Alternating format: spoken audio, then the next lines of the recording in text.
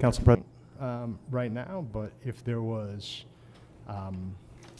several communities that run rental registration programs also attach a fee to the rental registration in order to help fund code enforcement to be more proactive so that people are actually living in. We know that there's a challenge with affordable housing, obviously. There's also a challenge with safe housing, and that's clear in our community. And so, like, how do we look at the ways we're collecting data in order to decide in the future whether or not we are going to take proactive steps as opposed to being reactive in the city. I would also say, too, that all of the land banking models that currently operate in the state run on a rental registry. So land banking is a model in which we encourage development on underutilized properties and address blight in our community. It's also, for instance, right now we have no idea how many vacant properties we have in the community, and we also don't know what we can do in order to encourage people. I think about models where, for instance, we get a lead grant, right? And we don't necessarily know how many homes out there that are being rented that need lead abatement. It's a process in which people come to us. And so these are data points that we can collect. Same thing if we ever decided to say, hey, we have a grant out there that we want to apply to a particular type of housing or in order to encourage a particular type of housing. If we don't have that database to work from, then we just don't know who we're reaching out to, right? Like targeted action in order to both incentivize investment and then again to address both blight and unsafe living conditions. I think those are points in this. Currently, our system does not permit us to collect the types of information that I'm suggesting that we would get. And so I don't know if possibly we could have both. I'm going to ask for Sure. for you to give some feedback, and then Sure. also Director Connor. Sure. So, and I'll apologize to Councilor Nagine. He reached out at the end of May and asked if we could sit down and meet, and I said no, because we had the election coming up, and then we had a situation in my office that you're aware of. So I said I just don't have the time now. So I do apologize, Councilor Nagine. I wasn't able to sit down with you ahead of time to answer your questions. On the rental registration application, we do ask questions about lead abatement. So we do have that data and that information. Just to back up and give you a little bit of background, in 2017, the city had an ad hoc committee to review the possible establishment of a rental registration program and other housing issues in the city. One of their recommendations was to establish a rental registration program. What they recommended in the report and what the city council at the time adopted in an ordinance is not the same. It's sort of a watered down version, if you will, of what the ad hoc committee had recommended. But we did create one of the first rental registration programs in the state for long-term rentals, not short-term rentals for Airbnbs, but long-term year-round rentals. So that ordinance was established in 2019. And as part of our questions, we do ask questions such as sprinkler system, lead abatement, but the purpose of it was to capture information because it was created as a result of all the fires that were happening downtown several years prior to that, when the city realized several apartment buildings are owned by out-of-state landlords. We don't have a local contact for a local property manager, and a lot of the buildings were owned by an LLC, which was owned by another LLC, which was owned by another LLC, some of them 5 deep, so we really had to drill down to find out who the owner was. So that was another one of the reasons, really a public safety matter for the fire department and others to know who actually owns the building and who a local contact is. So the current ordinance says if there are 3 or more rental units in the building, then they must register in the rental registration program. It is mandatory to register, but there is no fee. And that was part of the buy-in, if you will, that the local landlords association said, oh, okay, we have to do this paperwork and this annual filing, but if there's no fee, then okay, we will do that. There is a fairly strict and progressive penalty fine if you don't apply, and that was sort of the twist, you know, to be able to enforce the paperwork filing. So we have a pretty good rate, I would say over 95% participation rate, which is really, really good for this program. But we did a while ago check around to various towns, and several other communities do it the same way we do, no fee, and just basically information gathering. But then others, like you said, Councilor Nagine, do charge a fee. For example, Sanford, it's on a sliding scale, but it's like $300 for every 3 unit and up properties. Orono charges $25 per unit. So they're kind of all over the place. A lot of the towns that just do it for information gathering only, it's actually administered by their fire department, because the fire department needs this contact information to be able to go in and do safety inspections, so they want the landlord contact information. But so some of those data points you said we are collecting, but it is for 3 units and over. So I know that you had said, is it possible to add single-family homes? I don't know how we would determine what single-family homes are for rent within the city unless we're constantly scouring the classifieds and online. I don't know how we would determine that information. We can certainly get information from the assessing department regarding how many duplexes we have in the city, because those are not included yet because it's 3 or more.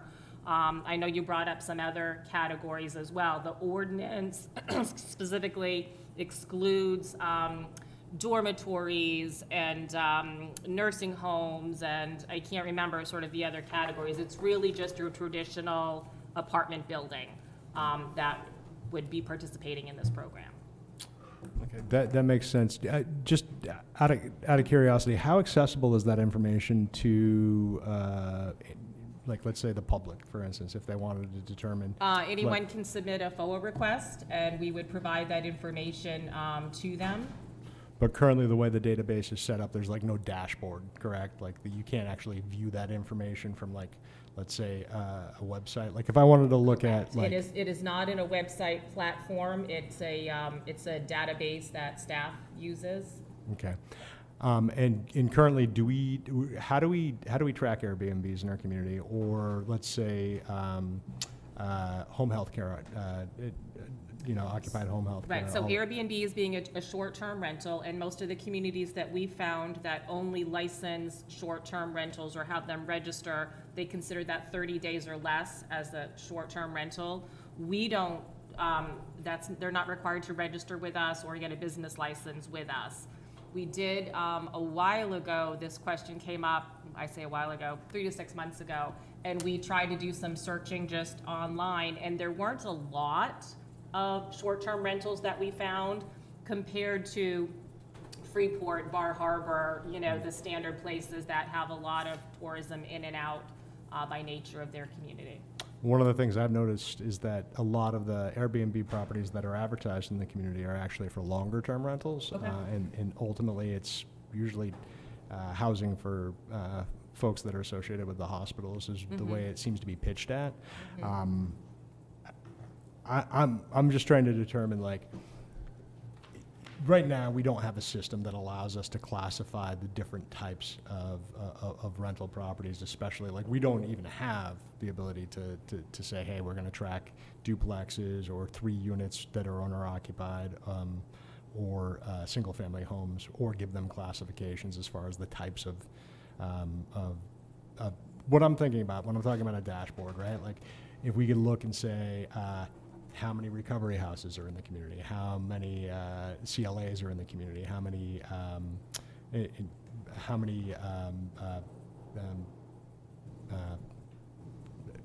boarding homes are in the community?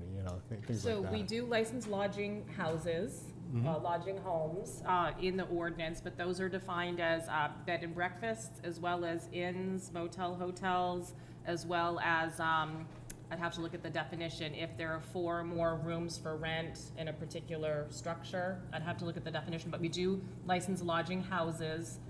That our ordinance was updated and changed a couple years ago to match the new state law changes that were put in place at the time, a couple years ago, 3 or so years ago. We worked with the city attorney who drafted that for us. The other places that you just mentioned, a lot of them have state licensing, and so the state has a searchable database on their website, Department of Health and Human Services, Division of, I don't know, licensing and regulation, I can't remember what it is, but it is the searchable database that you can put in the name of the community, the type of housing you're looking for, and if they have a state license, their address will be listed, the owner will be listed, the number of beds or tenants, their licensed guests, I don't know what their name is, clients, licensed to house. So that's all available on the state database. And we don't require somebody who has rental housing that is vacant to still file, is that correct? If it's vacant, they do file. If you have 3 or more rental units in a building, you're You still have required to to file. file, whether they're vacant or not. The exception would be if you are doing a huge demolition project and no one's gonna go in there for 6 months. You're completely gutting it and completely rebuilding. Then you don't have to license it or register until that time. But any property that has been purchased within 60 days, they must file within 60 days, must file with us within 60 days. Again, so we have that contact information. Okay, I appreciate that. Director Connor, do you want to come up and talk about just land banking real quick and also like the code enforcement perspective? Wherever you want.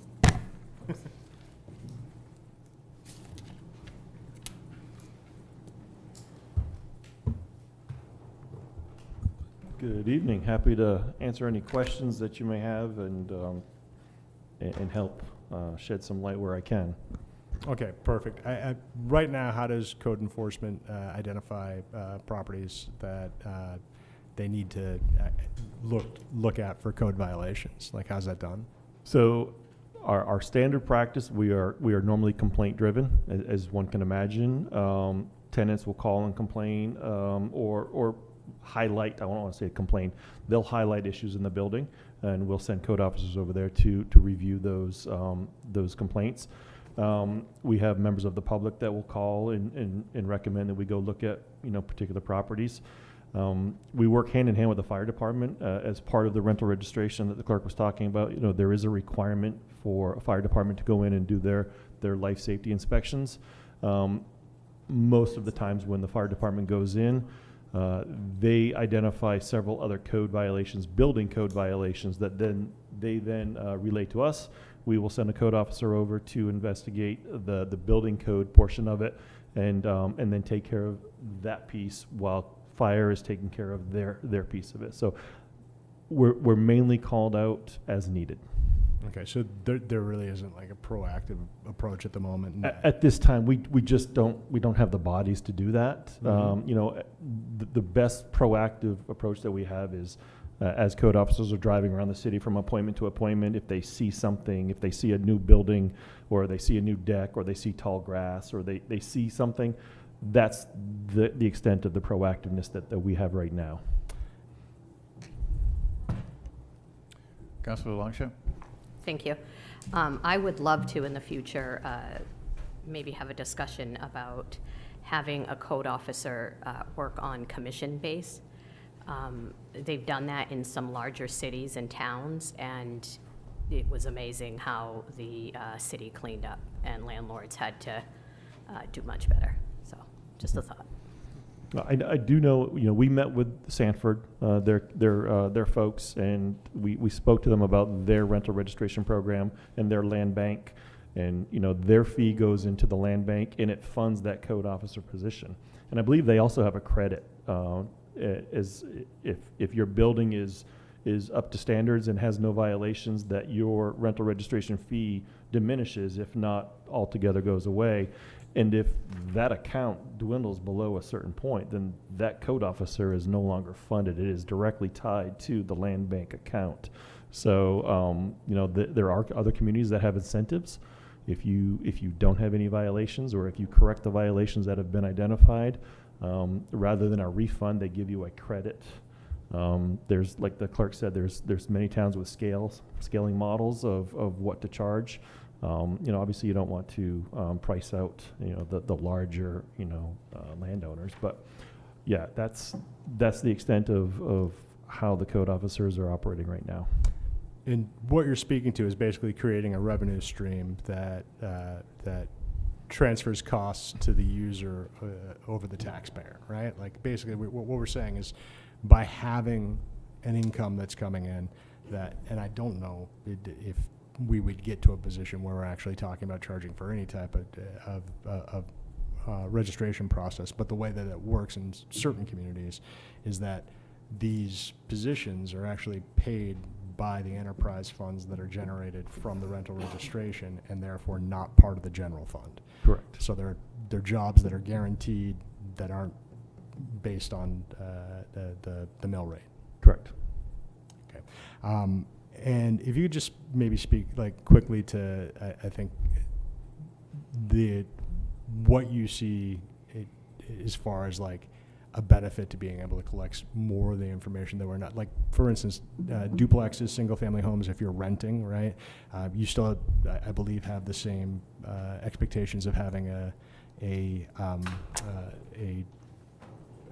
safe living environment, but those generally are not properties that really come to our attention at all unless, again, there's a complaint that comes forward, right? Correct. The exception is lately the group homes or the residential care facilities, if you will. The new rules that the state passed, that DHHS passed, requires a letter for this new license, requires a letter from the local municipality that says the building meets all zoning requirements and all safety requirements. And it has given code and fire the opportunity to actually get into all of these buildings. The majority of them are two residents. They're individually owned properties with 2 residents in them. We've gone out to a lot of those for the very first time, simply because the owner needs that letter from our department in order to get their license from the state. Right now, it's a one-time. It's the initial license.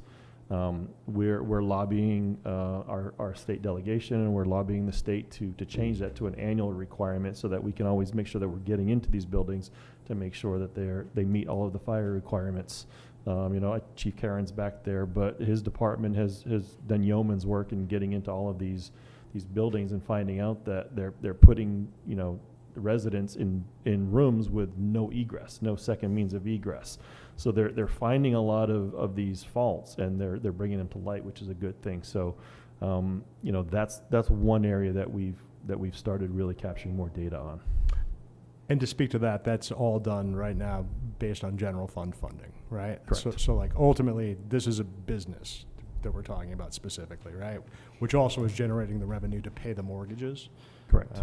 And I would assume they're paying the mortgage. yeah, as well, yes. exactly. So eventually these entities actually own the buildings, and the taxpayer is paying for the inspection while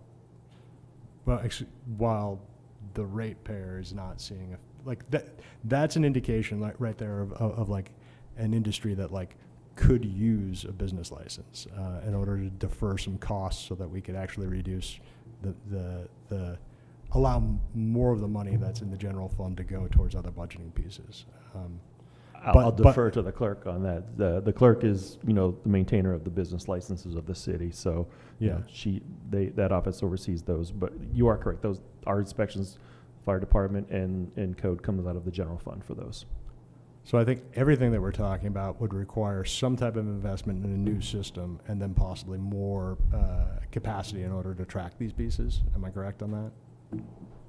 I would say yes, definitely. And I guess we should probably have a general discussion up here, but I'd love to have an understanding of where everybody else is at, considering the possibility of extending our rental registration, looking into it anyways.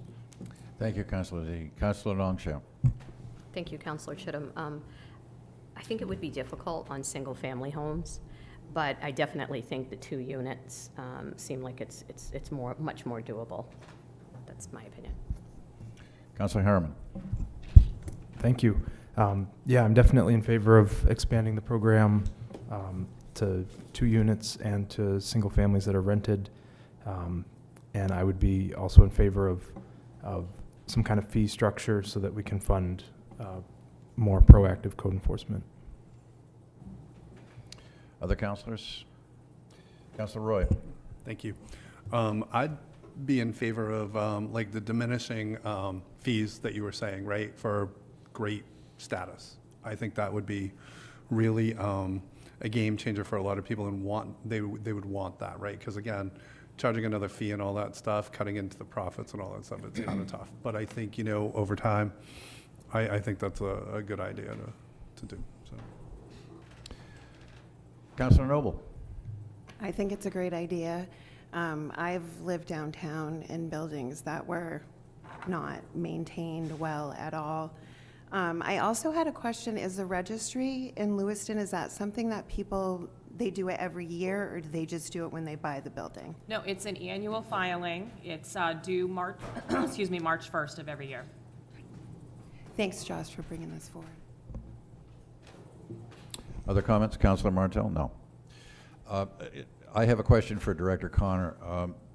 Expansion of the rental registry program obviously means more work for the Code Enforcement Department. We are short-staffed as it is. I'm very much in favor of pursuing this, but I'd like to know what the next steps are, and I'd like to know, depending on how far we go with this, what sort of impact you envision that having on your staff. With or without a fee structure? Well, answer both. Okay, so without a fee structure, obviously, expanding it to duplexes and single-family homes with the current staff will, I would venture to say, take years before we get all of that data, because we're going to have to find a way in between doing the reports and doing the inspections of going out and trying to track down these rentals. With a fee structure and with added, our first addition would be a new code officer that is dedicated to nothing but rental registration properties. That's all they do. Much like we have a CDBG funded code officer now who has to spend 80% of his time in the 4 census tracts. That's where his dedication is. That's where this new code officer would be. With a new code officer and new violations comes more administrative work. So we would definitely need a third administrative assistant up front to handle the bulk of all of that new paperwork coming in. The third thing that I would really look to is, and the administration and I have had conversations with this, is our database system, our current tracking system. I would look for a new and more robust system that could alleviate some of that workload from those administrative assistants to try to streamline our process. But those would be the main things that I would look for right away in the immediate future if we ended up with a fee-based structure. Okay, thank you. Councilor Nagine. I would like to ask the same question to the city clerk. Currently, the rental registration comes through you. And so if we expand the rental registration program and it stays within the clerk's office, could you give me an idea of like the capacity that's being used now and what you'd see in the future? Sure. I don't know how many duplexes there are in the city, so I don't know how many accounts that would add, but right now there are 1,000 accounts, which is 1,000 buildings, so in 1,000 accounts, because it's not based upon units, it's based upon buildings. So there's 1,000 buildings that are part of the program that are 3 or more rental units. So I don't know how many duplexes that would be. And again, single-family homes, I don't know how to tackle that. Because you could own a single-family home, maybe you are going out of state or out of the country for work for a year, so you decide to rent out your home temporarily for a year, and then you're coming back, and it's not just purchased as a solo rental or solely a rental. So that would be such a revolving door. I don't know how we would do that. We would have to talk to other communities and find out how that's structured. And I don't know I wouldn't even venture to guess how many are within the city that would apply for that or comply with that. I would assume that like for all the rental registration pieces, primary residences would not be counted, and that would include, so for instance, if it is a 3-unit or even a duplex, right, we wouldn't count or ask them to register if it is a primary residence, even if they're absent for a period. Okay, if it's owner occupied, yeah. Yeah, and I think like right now we have to consider like if we want to move forward with looking at, we're only looking at this from the conversation we had, right? And so like, do we consider asking staff to come up with like the pieces as far as like what software we'd have to use, what the cost is, what those types of pieces are? Do we want to refer to a committee, or do we want to do a combination of both if we want to proceed? Because ultimately, I think there's some value just in the basis of being able to collect real data for the city, like how many, the inventory of housing, like do we have that? We have what we collect from the real estate piece, but not all of it. So, And if I may, Councilor Harriman? I I'm just want sorry. to say something. I was on the committee. It took us a year and a half. I'm to do sorry, rental there's no registration. public I comment. just want to tell you that it's a year and a half when we did that committee, and you can ask her too. And it was a lot of work. Thank you. So I'm just saying, what you're We- thinking about. Thank you you. need to really There think. is no public comment during workshops. I'm sorry, but I want you to know, you never asked people that were on these committees before. There is no public comment. Thank you for that, but please observe the rules. Okay, thank you. Councilor Harriman? I think Director Connor wanted to answer that previous question. so I just wanted to expand. I know the clerk said there's about 1,000 buildings. We did recently we did a search in our current system, and there's about, and she can correct me if I'm wrong, but there's about 6,500 units currently that are on the rental registration that are 3 units, a property with 3 units or more. So that's the scale that we're looking at is about 6,500 current units to be inspected, by the fire department. Councilor Harriman? Yes, I was just going to suggest a way to perhaps find out the single-family information is to look at homestead exemptions, but then that wouldn't be perfect because you could also pull in some second homes that aren't rented, but that would be one way to potentially separate out rented single-family homes. Chief Karen, do you have something you'd like to weigh in on this? I did want to just make one point. I know this is not public comment, but the fire department does proactively inspect every house on the rental registration. We have poor compliance at times with certain properties, but we do use that list and we do make an attempt to inspect every one of those. And as a result of that, housing committee or rental registration committee that was formed that we make reference to, or what the rental registration was born out of, also funded the 3rd fire inspector specifically to inspect those dwellings on the rental registry. So it is something that we do proactively. Thank you, Chief.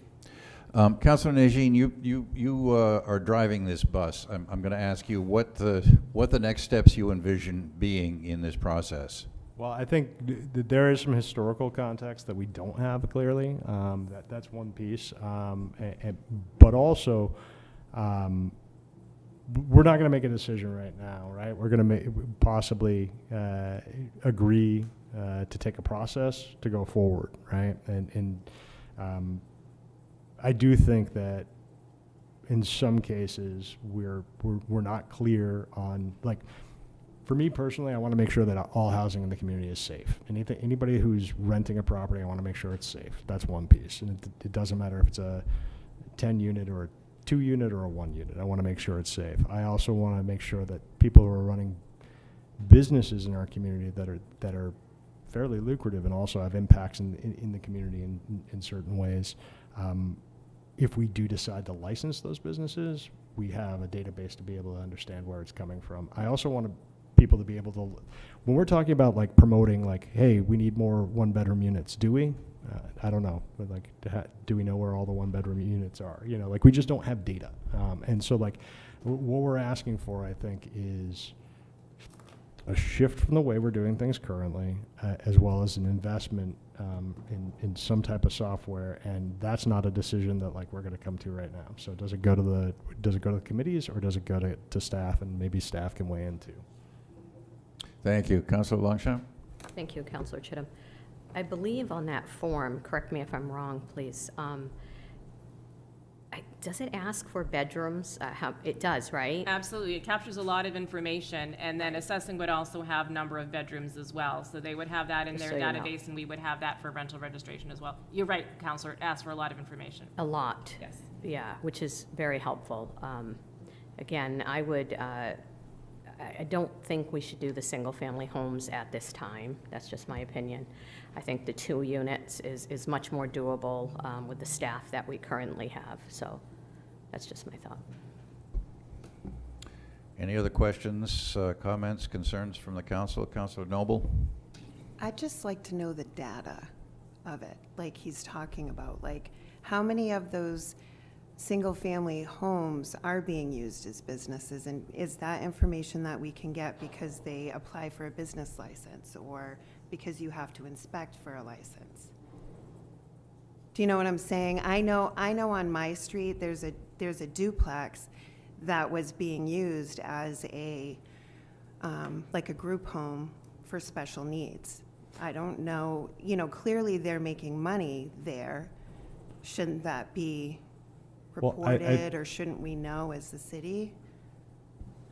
Councilor Nagine? So if it's a licensed facility from the state, there is a database that we can check. We don't house any of that information. And I think that's kind of what we're talking about with like data that we want to see in the city, like to have a dashboard where it's including all of our inventories, so we can be like, oh, how many houses were built before this time and haven't been lead abated, right? Like where are they located? Like all these pieces of data that like the city doesn't necessarily house or nor have access to, and so that's kind of I think just a big piece of like why we would want to extend the rental registry program. But I think if people are comfortable with the concept of possibly extending the rental registry program, I do think that there are costs associated with that as well as capacity constraints. And I don't know if it's better for staff to come back and make recommendations, if they make recommendations at all, which is why I would love to get feedback from staff.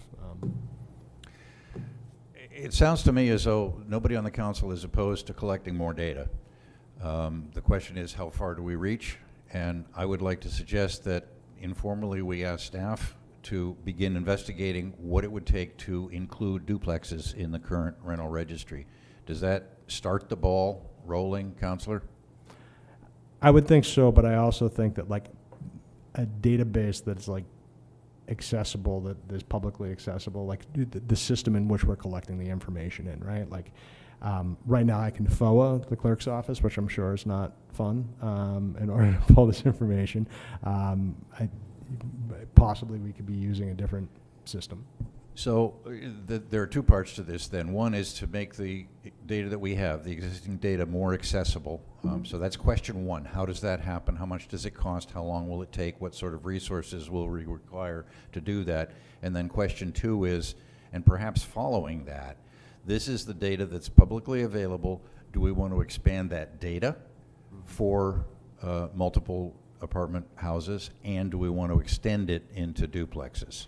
Does that sound like a fair synthesis of what this workshop is headed toward? Yeah, I think so, and that would allow us, once we know that information, like what the costs are associated with, as well as the capacity constraints, to make a decision on whether or not that's something that we want to fund or not. But I do think, again, that like the single-family home status with businesses that are single-family homes, like that we have to account for that. I have absolutely no idea how many owner-occupied homes exist in the city, and the majority of the housing, I'd say half the housing in my community is single-family homes. In my neighborhood is single-family homes. So, I do think that's a data point that's important, because I do know that like some of these group homes or home health care offices do require additional services that, again, the taxpayer pays, and they're basically unlicensed like businesses. So, Councilor Longchamp. Thank you, Councilor Chittum. So it sounds like you'd like to at some point also figure out a way to maybe license and charge those type of group homes that would make sense. yeah, definitely. But at the same time, too, we just don't have access to that data. You know what I mean? If you go on the state website. But not in the dashboard that I can see. Like, what neighborhoods have all that? Like, are there 4 group homes on one street in one neighborhood? Like these types of pieces that I think have value to like understand exactly where our housing stock is and what our neighborhoods are made of. So, I'd like to ask administration, do you have a sense of the direction that the council is leaning at this point? Would you like more I think so, clarity? and we can confer with staff and come back with something, and we can keep the conversation going, obviously, after this meeting. So we'll report back with more, and I think take it from there if that's sufficient. Great. Everybody comfortable with that? Works for me, yeah. We've had the public discussion. It seems like most people are in support, so. Okay. Thank you. Well, productive. Thank you, Director. Appreciate that. Thank you, Chief. Thanks for everybody who participated. I will declare this workshop over. Madam Clerk, I believe we have an executive session to vote on. You do. Executive session regarding consultation with the city attorney. Requested action to enter into an executive session pursuant to Maine Revised Statutes Annotated Title I, Section 405, 6A and E to discuss a legal matter with the city attorney. May I have a motion? So moved. Second. Councilor Nagine, Councilor Harriman. Counselor from Ward 6? Yes. Ward 7?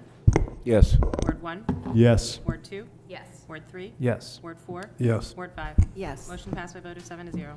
Thank you, Madam Clerk. Lewiston, do not go away. We will be back.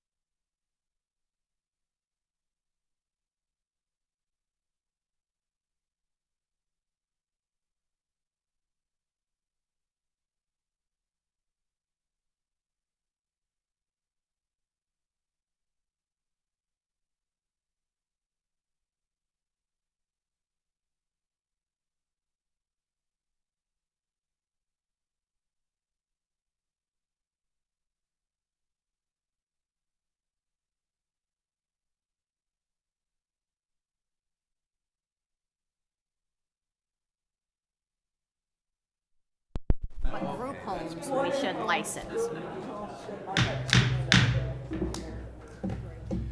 Good evening. Welcome to Lewiston and our city council meeting. The mayor is absent. I have the good fortune to fill in for him tonight. So since this is one of my maiden voyages in this seat, please be gentle and kind. Thank you. We have Mrs. Sampson, who has been a strong advocate for the Martell development. I would ask her to lead the Pledge of Allegiance, please.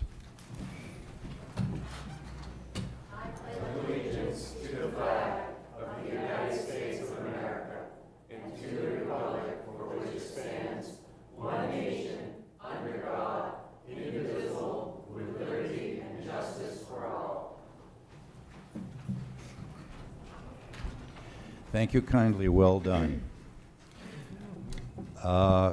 We have acceptance of the minutes, 3 minutes in a row. Madam Clerk?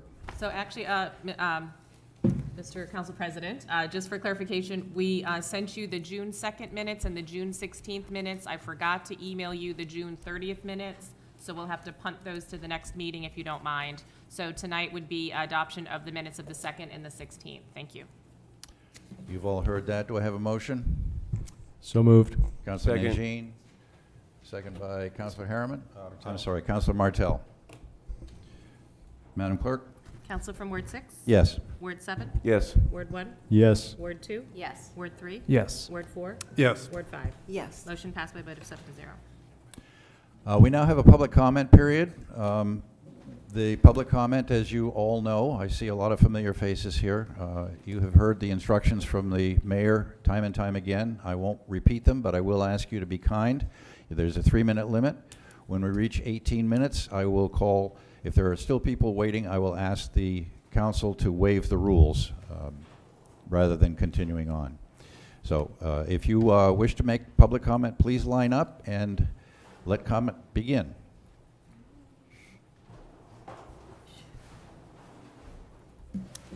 Erin Soul, Ward 5. So, good evening, council and staff. I don't know where the mayor is. So first I wanted to say thank you to Councilors Martell and Longchamps for always demanding safety. So thank you for that. Chrissy Noble, I work and live in Ward 5. I want the violence to stop. So when you say that your ward doesn't want outside help, that's not true. We need help, and you need to give help for the police. You need to allow them to have assistance. You need to do your job. They're doing their job, and I want the violence to stop. I work on Bartlett Street. So saying that we don't want help is just not true. We had a meeting a couple weeks ago or last week about this very topic, and you, the Ward 5 representative, to a ward that is being terrorized, had nothing to add. I don't understand that. So we would like to know what you're thinking and what you think should be done. So thank you.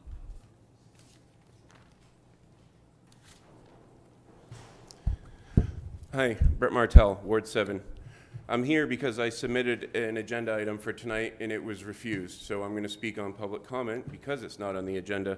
I submitted the agenda item under the emergency provision in the council rules.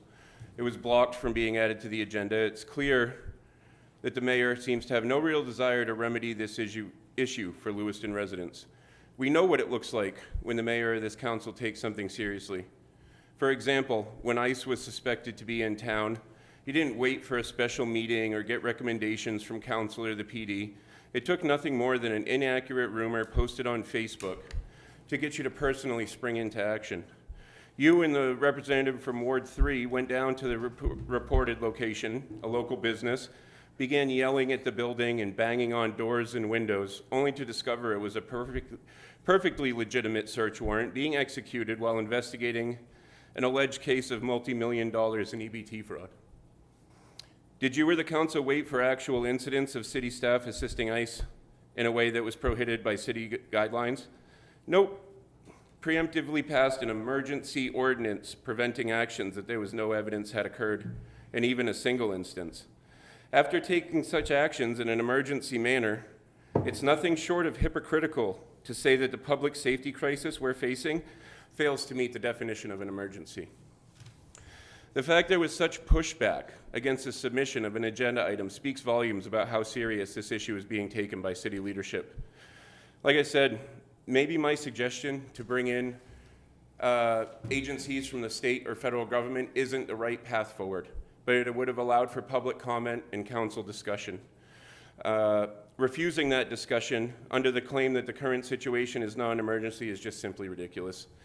It cannot be accepted. This public safety crisis cannot be accepted as the new normal for Lewiston. This cannot be our standard operating procedure. And by doing nothing, having meetings and talking with no action to follow it up, is condoning this type of behavior and asking our residents, our business owners, and visitors to this city to deal with it. Our PD does an amazing job apprehending these criminals after the fact. Stellar. We need to be focusing on prevention.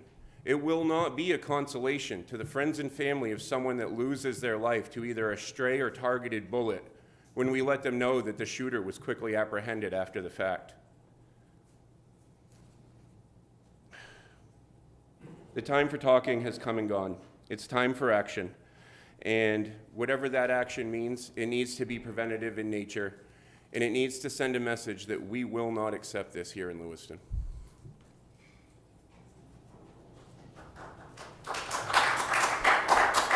Please, the rules of the council do not allow for applause, disapproval, booing. Please accept those rules.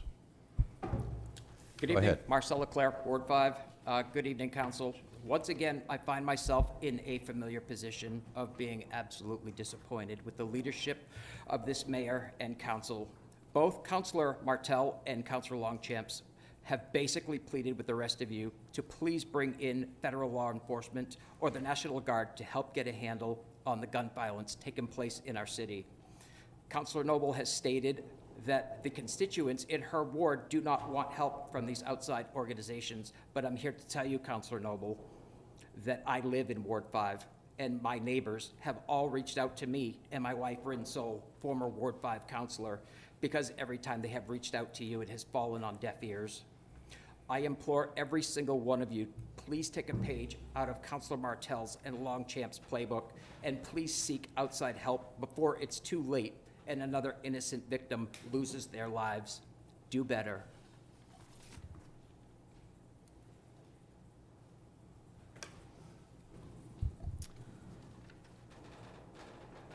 Good to go? Good evening. I'm Amy Smith. I live and work in Ward 3, and I serve on the City of Lewiston Planning Board.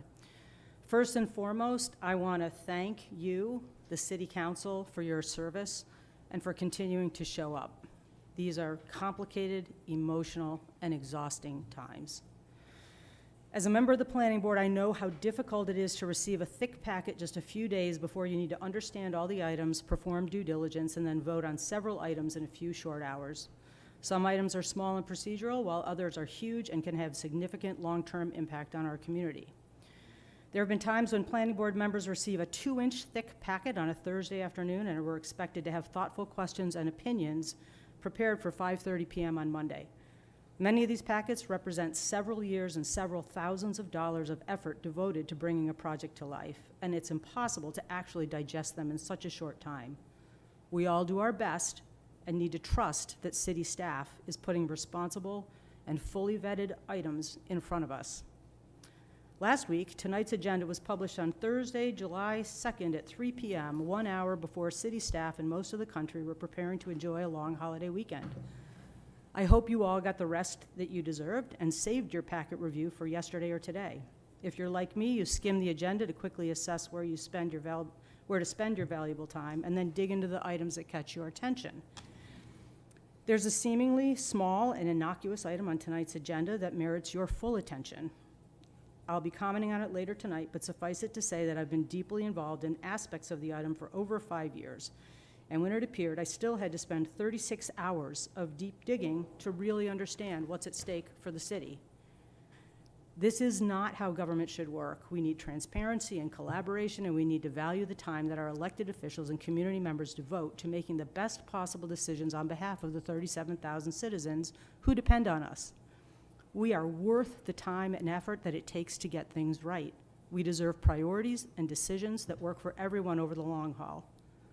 I deeply trust the folks who live, work, play, go to school, and volunteer here, who experience on-the-ground challenges such as gun violence and the triumphs such as the recent opening of the main mill, and who hold a deep commitment to our exceptional community. Please remember, you are not alone. There is an army of community members and organizations that are standing by to help carry any load that's too much for city staff to handle. Please partner with us. Listen to our ideas, value our community-informed opinions, and accept our offers of help. I do have faith that tonight's discussions and decisions will be thoughtful, productive, and cordial. Thanks again for your time. Thank you. Ronnie Parity, Ward 6. I came to talk about committees. I've been wanting Public Health Committee. Public Health Committee should be advising you. Why do they come to any of the meetings and advise you to things? We got a senior advisory committee. What are these committees doing? Are people putting their names on committees and being elected to committees just to sit, to have their name on their resume? Yes, I've seen that. Please, these committee you need to start using people who know what's going on, like public health, our seniors. We never got the thing back from Tim. Tim was a good advisor to the senior advisory, but I never saw anyone come and say what that thing that he said, what our seniors did. If you need people, use these people, and our advisory committee should not be just sitting every month doing nothing and not coming to you to advise you on things that you should be advised on. And another thing you don't do is listen to us that historically know what's going on. Historically, I've been around for 30 years. And historically, I can tell you story after story. But you don't come to us, or Amy Smith tonight, when that rental registration. Amy knows so much about that stuff and everything. You don't come to people who know things that might help you out. We don't expect you to know everything, but we do expect you to come to us and ask for help, or people who know what's going on. If we're not using our advisory committees, then what's the sense of having them? And I feel bad because I helped start the Public Health Advisory Committee back in 2009 or 2008, I don't remember. And we did things. We had conferences on bed bugs, we had conferences on drugs. We did things to help things. And and we should be seniors. Senior Plus is opening up, I want to tell you, is opening up, is having their grand opens sometime in August. We should be helping seniors to get transit to Senior Plus. You should see their building. It's fantastic for seniors and everything, and you should be supporting it. And I don't see that with transit because the bus doesn't go up there anymore.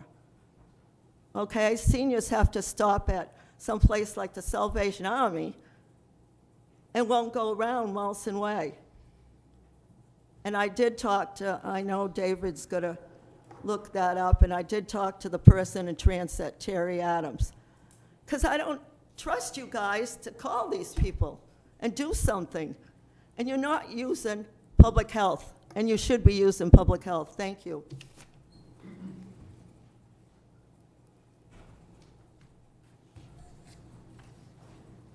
My name's Melissa Dunn. I'm a community organizer and homeowner in Lewiston. Last Tuesday's meeting, we heard from a city councilor and their dangerous call for National Guard to be on our streets, unnecessarily, unwarranted, and unprovoked. This outrageous incitement rally cry is reminiscent to the white supremacy mating calls for militias to come into our community to demand the law, and credible threats from white nationalists who have an off and unhealthy fixation with targeting our community members. Calling National Guard wasn't a suggestion. It was a blatant and reckless threat to our most vulnerable who have already experienced state and white violence just because of the location of housing.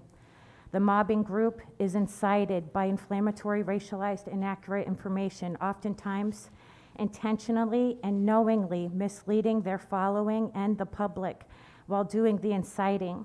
It's a wounding and a betrayal from elected officials to be complicit in civil and criminal conspiracy to attack members of their own community, to mischaracterize them with threats of federal agents to do so. I ask sitting elected officials to condemn these calls, misuse of systems and federal entities being weaponized for our community to be wrongfully defamed and attacked. There should be strong leadership visible in condemning these treasonous acts from intentional chaos agents. Civil and/or criminal conspiracy would be half-truths or no truths at all. If any colleague is repeating propaganda or believing propaganda to be reality, credentialed and degreed people would refer them to the crisis unit or for services, because we don't entertain the delusions and psychosis of radicalized Robert Cards, self-induced or not, because if we did, he would have carried out with his violence, and he did, but only because police and power holders self-identified with him. Now, if the city of Lewiston code enforcement, Lewiston Police and Public School has been and is threatening the safety of local residents and tourists alike, commuters and business people, if they continue to entertain, incite, and allow a platform for white violence while actively oppressing and silencing the people, if we were to experience violence by their negligence, hands, and doing of state and white violence in their efforts of targeting and gentrification, we will pursue protections and other legal avenues to the fullest extent of the law and take their seats, their uniforms, their badges, their pensions, and for some, even their state-issued hand toys. And I do want to remind people, we do have a resolution denouncing white supremacy. We're asking elected officials to condemn heinous calls and threats of National Guard and the threats by white nationalists.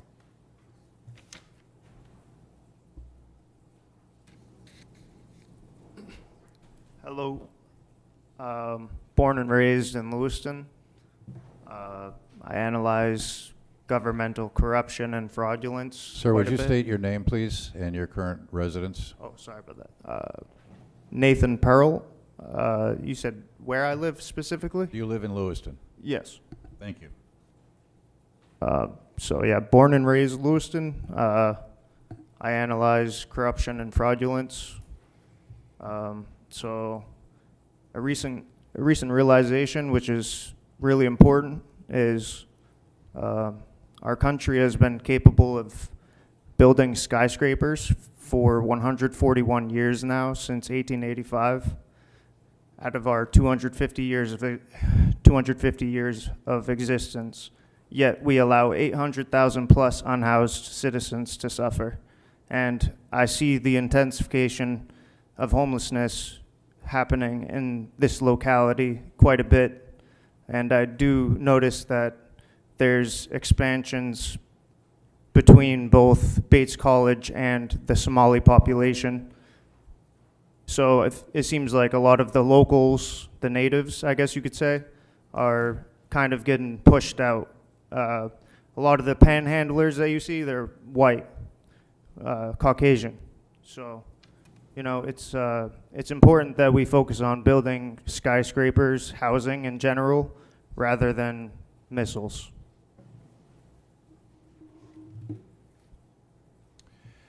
Thank you. Council rules call for an 18-minute initial public comment period. That time has lapsed. I would entertain a motion to suspend the rules. So moved by Councilor Longchamp. Second. Second by Councilor Nagine. The suspension of the rules requires a 5-vote majority. Madam Clerk, would you call the roll, please? Councilor from Ward 6? Yes. Ward 7? Yes. Ward 1?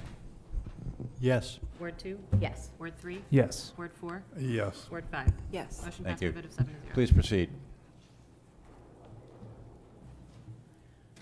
My name is Siri Cressy, and I live in Ward 5.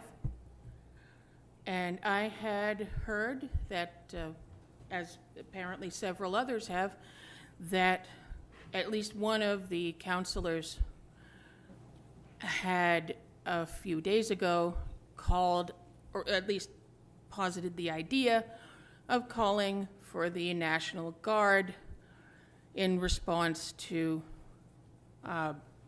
shootings, mostly in my neighborhood.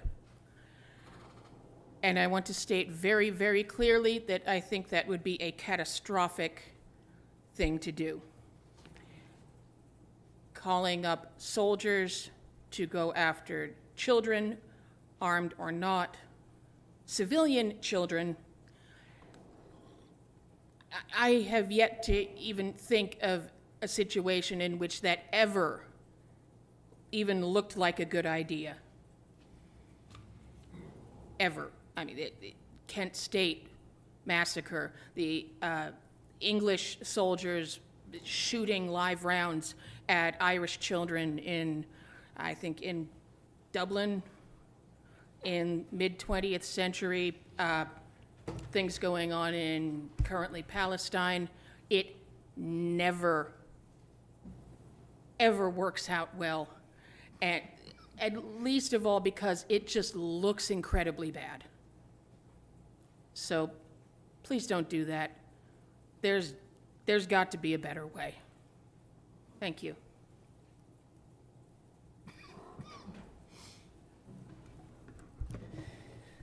Martin Chartrand, Ward 3. Like many here, I'm saddened about the recent series of gun-related incidents involving youth. It's just an awful thing, and none of us can fix what happened. We do have a choice of how we move forward, and I'm here to ask you to move forward in a way that will move us toward nonviolence, repair, and healing, and not towards more harm. The idea of calling for National Guard presence, or really any outside military or police presence, would harm us more. I hope you will oppose this proposal. Much of the media coverage has really sensationalized what's happening. So a handful of youth have committed acts of violence. It's also true that our criminal legal system charges and incarcerates black youth at disproportionate rates while underinvesting in their communities. This is the school-to-prison pipeline. This is structural violence. If we want things to get better, we need to address all of these forms of violence. There are many factors that might have contributed to the young people making the choices they did: insufficient supports, underfunded schools, poor housing with lead paint in it, the general availability of guns, and our cultural norms that promote violence. Our national and international leaders model using violence to achieve their goals. Young men in particular are exposed to images that connect guns and violence to self-worth and belonging. Some youth may lack a sense of hope or connection. We all need to be accountable for these realities. There are many public health approaches to gun violence that look at facts and what is going on in the lives of the youth involved. How can we anticipate those circumstances and prevent them? Where are youth getting access to guns, and how can we make guns unavailable? This involves intensive coordination, and we have the infrastructure here of many community organizations already doing this type of work that could be funded more and brought together. I'm a behavioral health professional. I work with kids, not kids that are violent, but I know from experience that these young people, all young people, fervently seek attention and approval. If they can't get it by taking constructive action, they will get it by taking destructive action. And this small group of youth has gotten a lot of attention now. So what if we gave them half as much attention when they overcome challenges at home and at school? It may not fix it, but it could go a long way. If we can take a lead in addressing the needs that youth have attempted to meet through violence and support those individuals directly involved to repair their relationships with the community, we can reestablish trust. But if we continue to dehumanize black youth, portray negative images of them, trying to try them as adults, and bringing in military response, we'll be stuck in a cycle of blame and violence, and no one will win. I hope you will advocate to end the cycle of violence.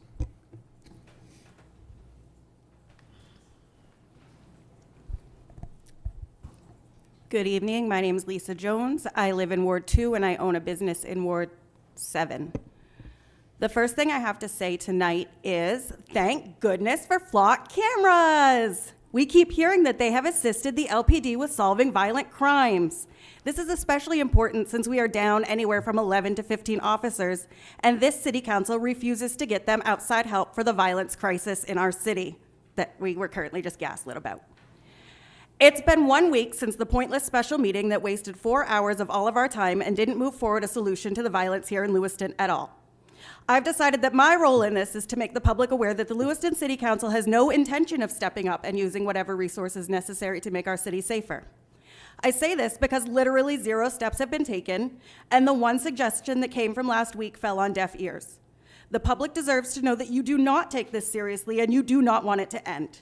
This notion is further supported by Council President Chittum refusing to add emergency agenda item after 2 people were shot point blank in the face. You all simply do not want this to end. It was pretty tone-deaf and classless for Carl to post a picture of Washington, D.C. and mention fascism over the weekend while most of us were celebrating. I say tone-deaf because our mayor, the top elected official in our city, has had nothing public to say about the literal fascist behavior coming from Councilor Harriman. From removing our ability to thank the LPD for their work on their social media page, to illegally blocking constituents online, to sending the cops to my house in a failed attempt to deprive me of my First Amendment rights. Silence. That's the fascism people need to be scared of. The only threats to our freedom are in this room, not in Washington, D.C. Mayor Shaleen wants us to wait for November for the new legislative session to start work on solving this problem. I'm not allowed to talk about anyone who may or may not be elected this fall during my time here at the podium, but I am allowed to use my time here to let you all reflect on whether you want more of the same or something different. Please refrain from applause. We have rules for a purpose. Andrew Jones, Ward 2, and Chaos Agent, apparently. I got the t-shirt and everything. Before I talk about a couple other things, first thing I wanted to comment on was something that I saw in this chamber. After the first speaker, there appeared to be a sidebar discussion between Scott Harriman and David Chittum. So I'd like to ask you guys to engage in some transparency. If you have something to say, use your microphones. I don't think that's too much to ask. Maybe it is for Scott, I don't know. But Brett brought up a great point. This council used its emergency powers to bring forth that agenda item to prohibit the city and the LPD from cooperating with federal law enforcement for the purposes of immigration. But here we are, we can't have an emergency agenda to discuss and take action on the gun violence in our city. It got shot down the same day that apparently 2 people got shot in the face, and I don't know if you've been watching the news today, but there was an armed robbery involving a juvenile and a stolen gun with a filed off serial number. So again, it's gun violence in our city, and you're just not addressing it. So what are you doing? At the emergency council meeting last week, I pointed out, against the rules, but anyway, that we have a state rep, Scott Harriman, who has the ability to bring this to the Maine legislature, but we didn't hear any solutions from him. I don't think we're going to hear any solutions tonight. He appears to be too busy doodling. You know, David, take a look if you're curious, but I don't know. That's all I got. Thank you very much.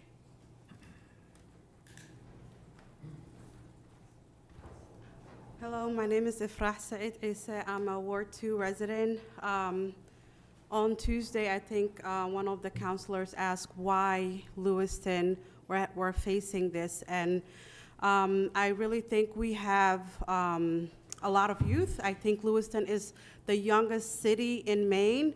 They have the most youth, but I believe we're not investing in youth.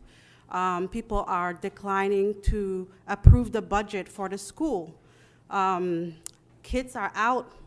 The school is kicking out a whole bunch of kids. They're on the street doing nothing. So what do you expect? It's the perfect storm. We need to work together. We do not need to go and look into federal agency like ICE or now National Guard. It's ridiculous. We need to work together. We need to build relationship with these youth. We need to find out the root causes. One thing I'm hearing from the youth is they are bored. There's not much to do here. Can we invest in youth? Can we do something? Can the schools stop kicking out our children? Our children are on the streets, and if they are on the streets, they are going to hang out with the wrong crowd. And this is what's happening. And by the way, I have lived in Lewiston since 2002, and I feel this year has been the most divisive year that I have ever lived here, because it's an election year. Everything is becoming political. Supporting your neighbors, your immigrant neighbors, becomes all of a sudden political. Some people are not even, they are scared to voice out that they support immigrants because that's considered political. So, and this issue with gun violence has been happening for a long time. And we have been dealing with that for a long time. And so a lot of people make it seem like this is something new that happened and is appearing on the news, but it's been every summer, the crime has been going up, and I believe it's every summer, and it's been the same every summer, but I believe this year is a political year, and the media and everybody want to make this a big, big deal, but this has been happening. I'm not trying to minimize this, but I believe we need to figure out how, as a community, we can work together instead of blaming. I hear people are blaming the youth, they are blaming the parents, they are blaming the school, the police, the city councilors, the city hall. We need to stop blaming people and figuring out how we can find a solution to this. And I think the best solution is for us to come together and invest in youth. Thank you.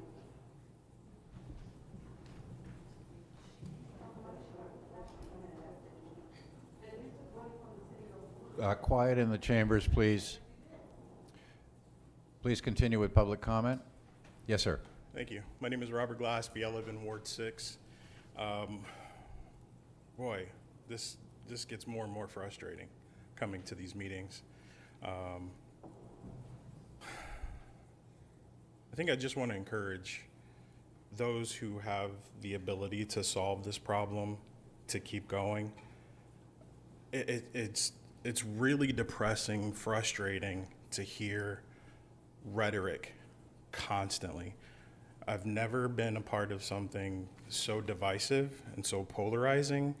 To hear accusations hurled without research, no data, no solutions, no contributions to problem solving, finger pointing and blaming. This is not something that's going to happen overnight.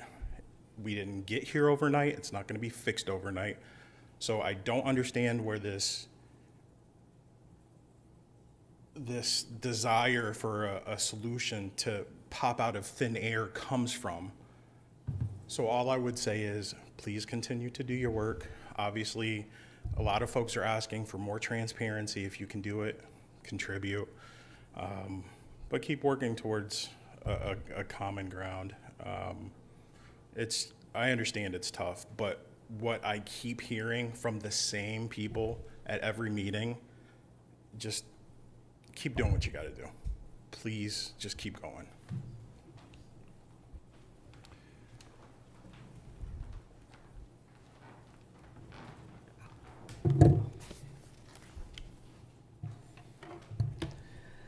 Matthew Agron, Ward 4, councilors, city staff, and the rest of the public.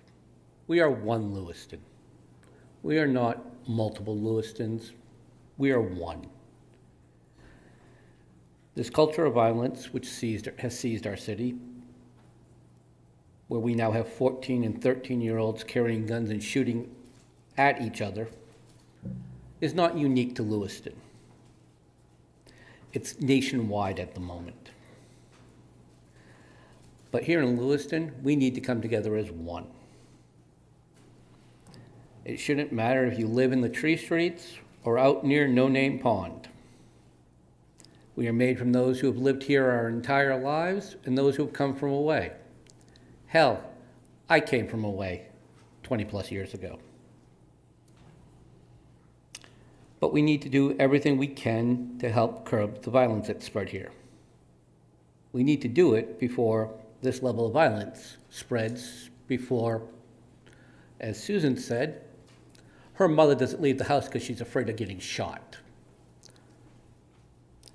And how long before somebody's mother, father, catches a round, not aimed at them, but fired in the general area? We all need to do what we can. That means we need to talk to each other. I'd like to quote a line from Pete Seeger here.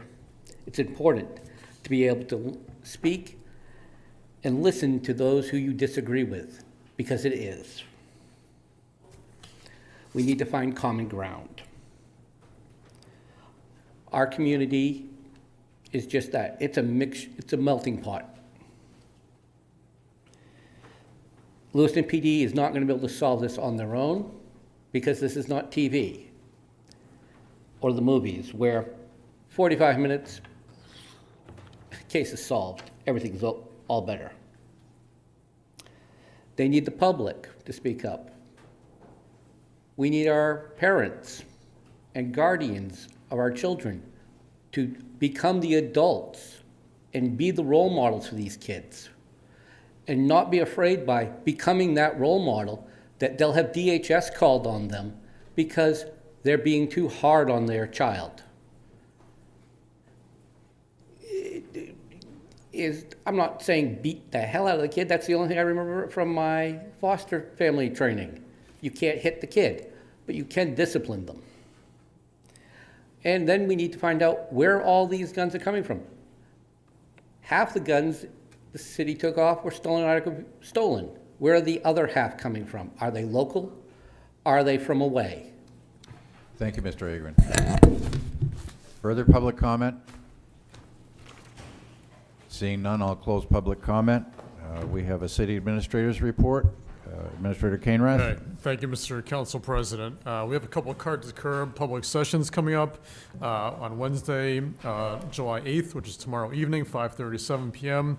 Public Works staff will be at Geiger Elementary School, 601 College Street, and on Wednesday, August 26th, from 5:30 to 7 at McMahon Elementary School on North Temple Street. We're also going to be adding a few others, so please check out lewistonmaine.gov/cart to curb for more dates coming up for answering any public questions or any other information they'd like to have. I want to highlight some great work happening from our library with Director Houston. He has recently launched a new partnership with Woodlands Memory Care in Lewiston to bring audiobooks, large print books, and other library materials directly to residents each month. This is a first-time effort that began last month and has already been warmly received by residents there. The partnership is especially meaningful as it supports engagement and quality of life for our senior population.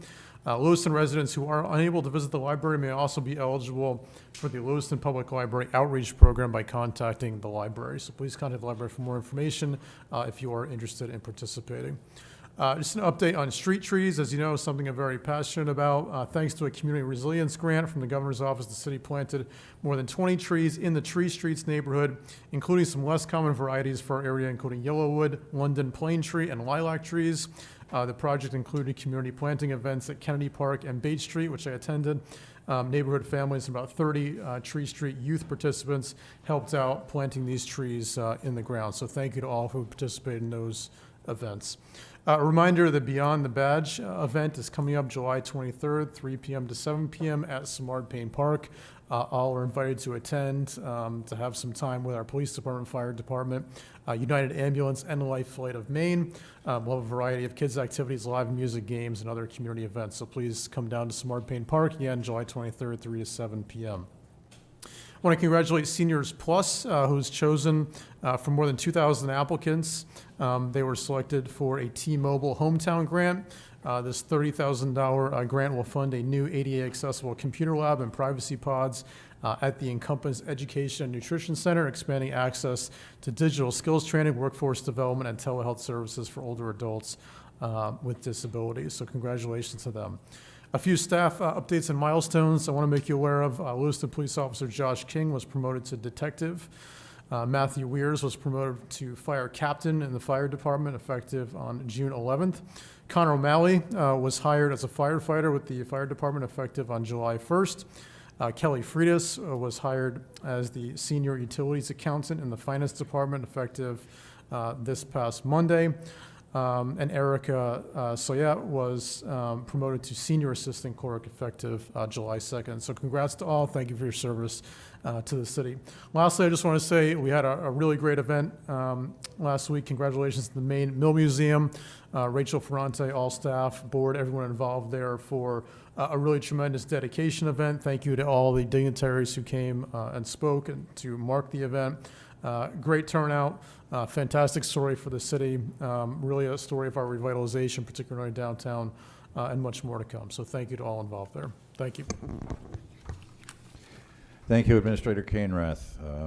Madam Clerk, we have a consent agenda consisting of 8 items. We do. 8 items on the consent agenda this evening. Item number 1, amendment to the traffic schedule to add section 55, parking prohibited, day of designated trash collection, even numbered side, and section 56, parking prohibited, day of designated trash collection, odd numbered side.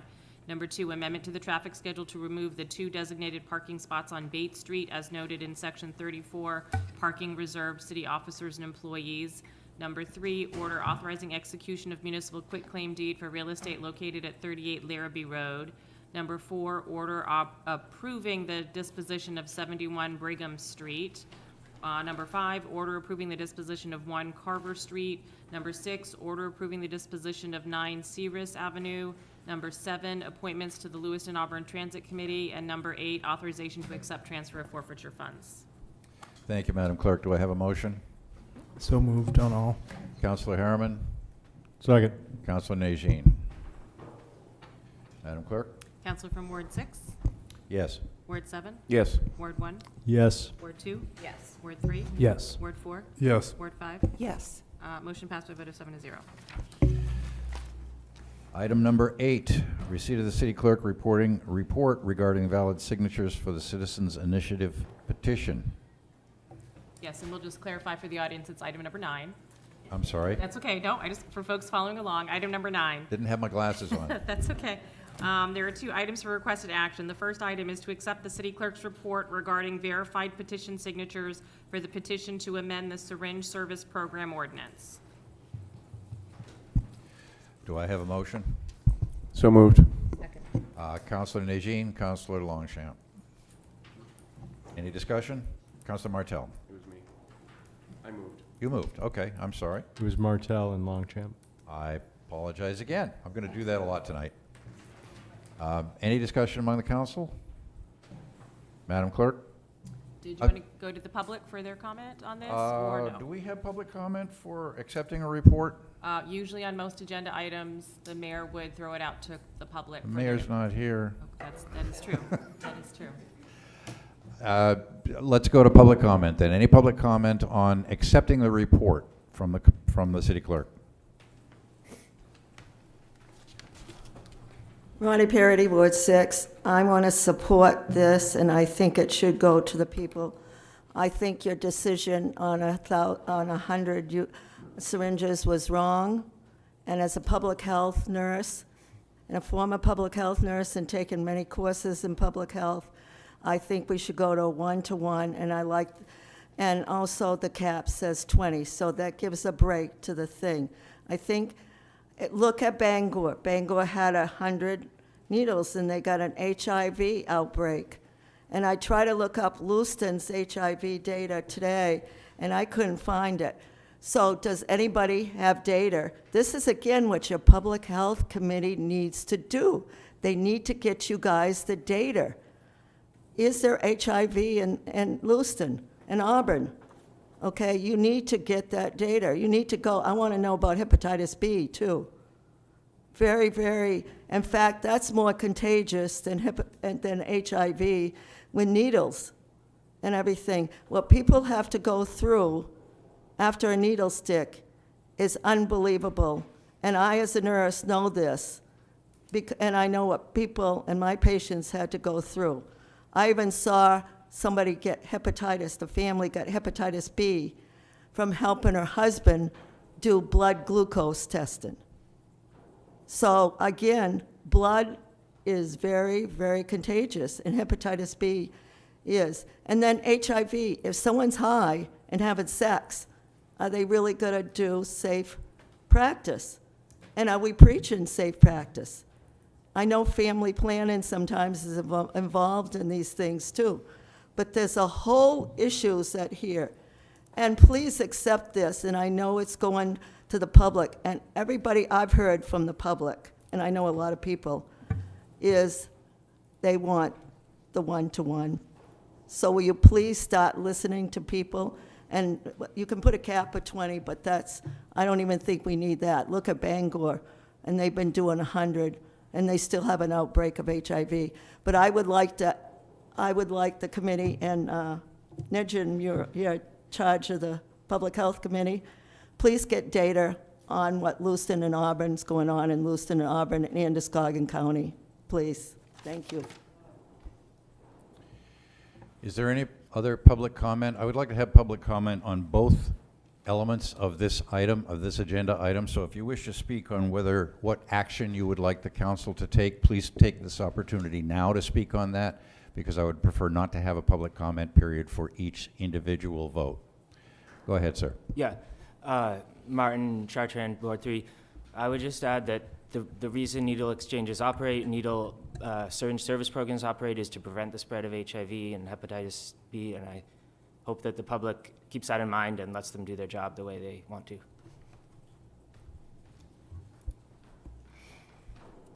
Lisa Jones, Ward 2. I am just coming up on the urging of Council President Chittum to say that I would like to see this on the ballot in November.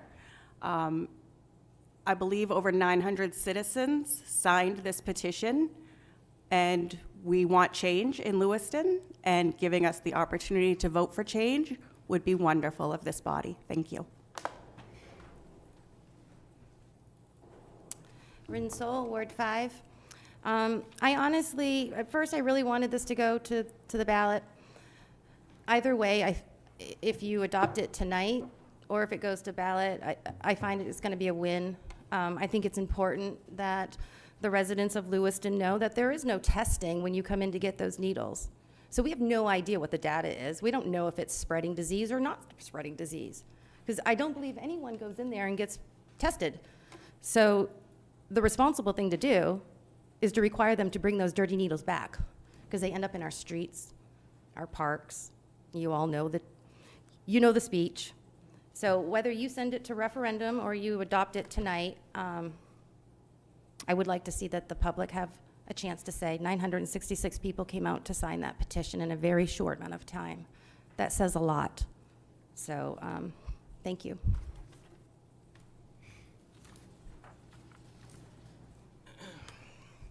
Andrew Jones, Ward 2. I just wanted to show up and support this petition. I think it's long overdue. I should remind you that in the original needle ordinance that was passed by this council, the original one before it was neutered horribly, did have that one-to-one exchange. And that was one of the provisions that you folks stripped out under the guidance of the so-called experts in the harm reduction industry. Another commenter said that we should allow these organizations to do the job that they want to, and I should remind the council that letting those folks do the job the way they saw fit resulted in cozy. So I support the one-to-one, and I hope that you adopt it tonight. If not, I would like to see the citizenry approve it at referendum. Thank you. Kate Vashon, Ward 4. I'm here to support. I would like you to approve the ordinance tonight, the one-to-one needle with one distribution center and better tracking that way. I think it's very important. Get the needles off the streets. There's kids out there playing ball, dogs getting, walking around. So I think it's very important for you to adopt that tonight. Thank you. Matthew Agrin, Ward 4. You guys have a choice tonight. You can adopt this tonight as a body, or you can send it to the people to vote on it.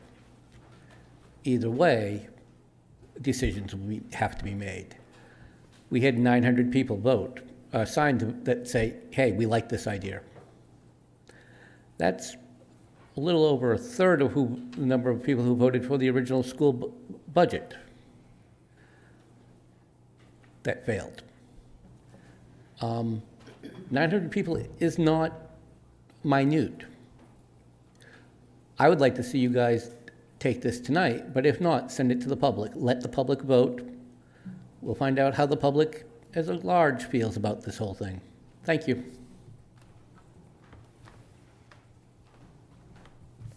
Marcel Leclerc, Ward 5. Personally, myself, I would actually prefer this to go to referendum in November.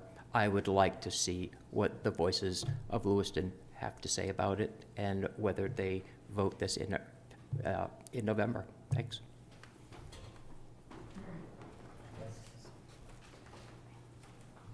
My name is Renee Fortin. I live in Ward 4. I've never spoken up here before, but I would like to see it go to referendum. I want to hear the voice of the people. We've heard your voices somewhat, a lot, on issues that we've asked help for. And I think with all of those signatures, we owe it to the people to allow them to vote on it. Thank you. Any other public comment? I'll close public comment. I'm going to mention that my understanding is that this council does not have the option to have a first reading on this ordinance tonight.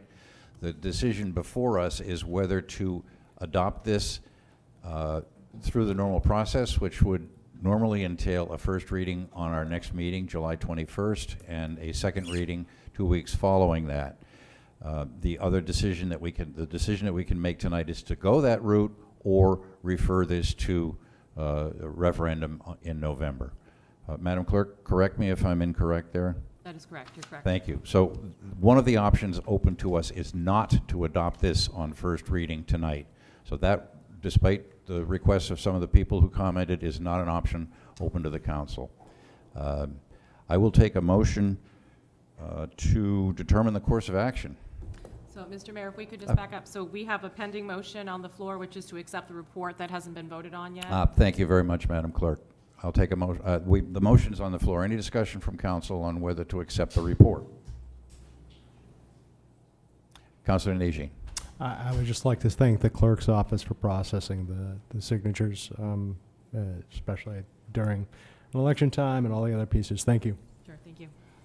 Any other comments? Madam Clerk, please call the roll. Councilor from Ward 6? Yes. Ward 7? Yes. Ward 1? Yes. Ward 2? Yes. Ward 3? Yes. Ward 4? Yes. Ward 5? Yes. Motion passed by a vote of 7-0. Now, the next item for you is to determine a course of action as required under the city's election ordinance. I will entertain a motion from council.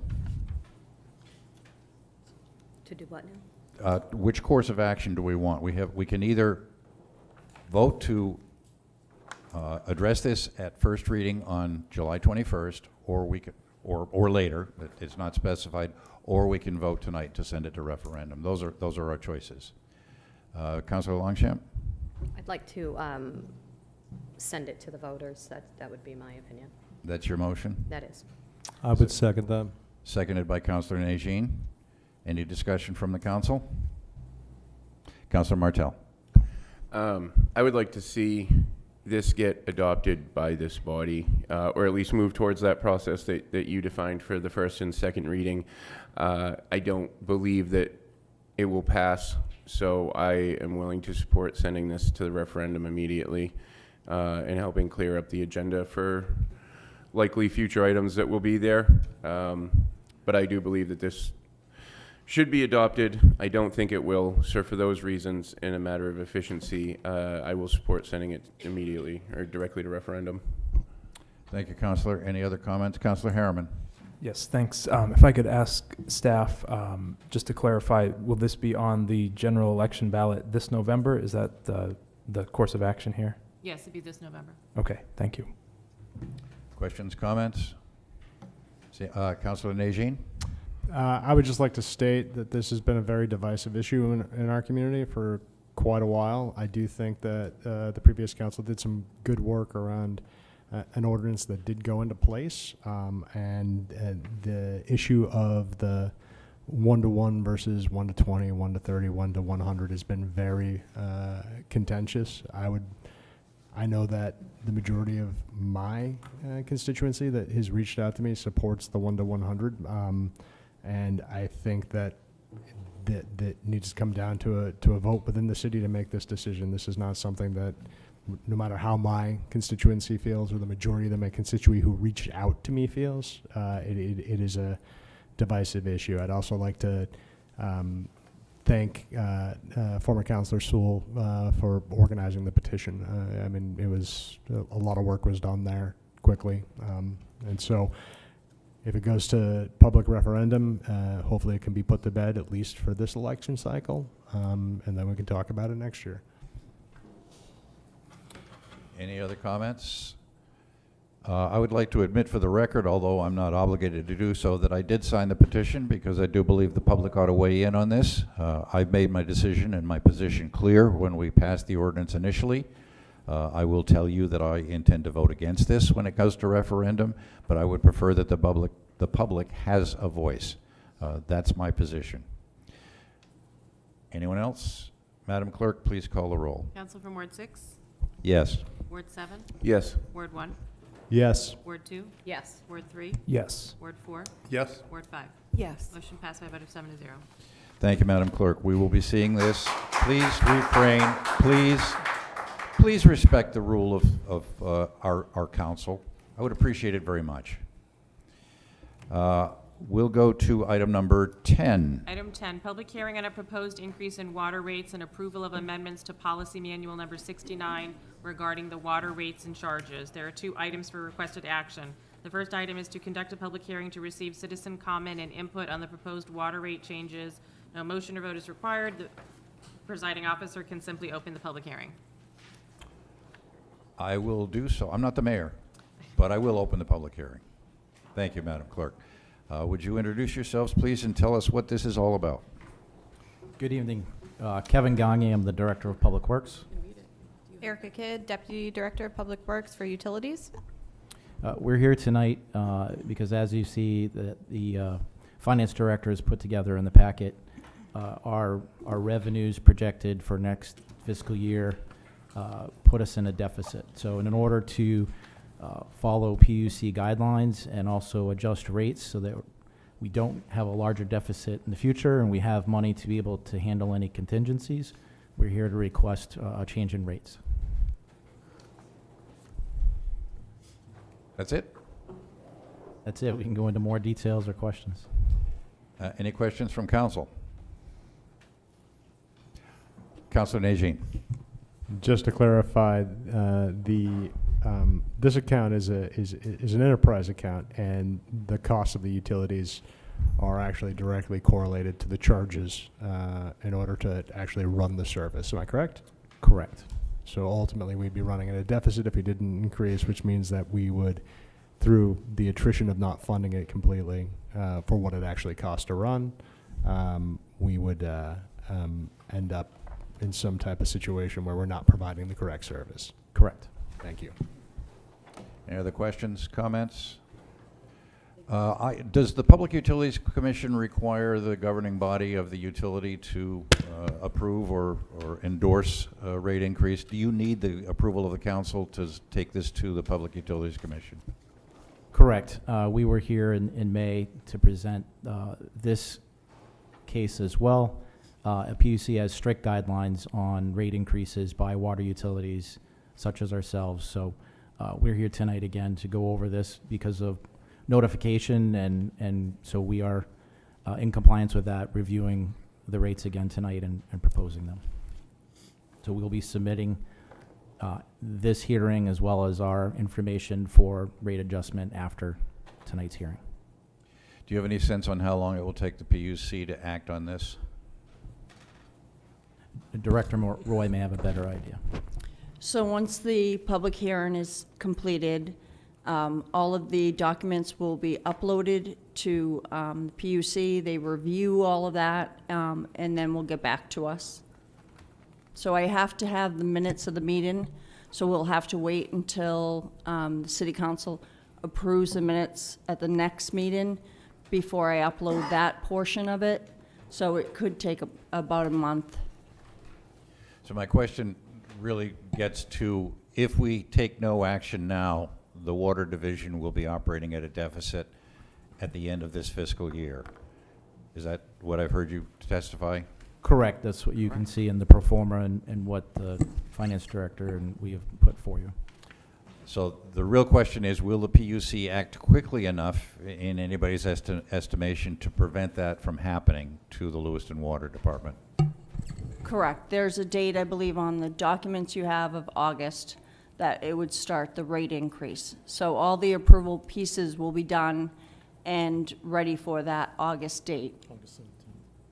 That's less than a month away, and I'm just wondering, can the PUC act that quickly? They review all the documents as I upload them, so I will upload the ad, I'll upload all the comments at the public hearing, I will get everything ready. The only last piece will be the minutes that will be done at the next. So I think So they have all the documents, they reviewed them, they have the packet that you have with all the information, they have that already. What they're waiting on is just public hearing comments and the council approving in the minutes. So am I to infer that once they have that complete information, they will pro forma approve the rate increase? Correct. There is about 5 individuals who are on this case. All right. So they assign 5 individuals. It's not just one employee at the PUC. Thank you. Councilor Harriman. I think my question might have been answered, but I was under the understanding that the Water Division, it's not like they're going to run out of money, you know, within the next month or so. There are some reserve funds.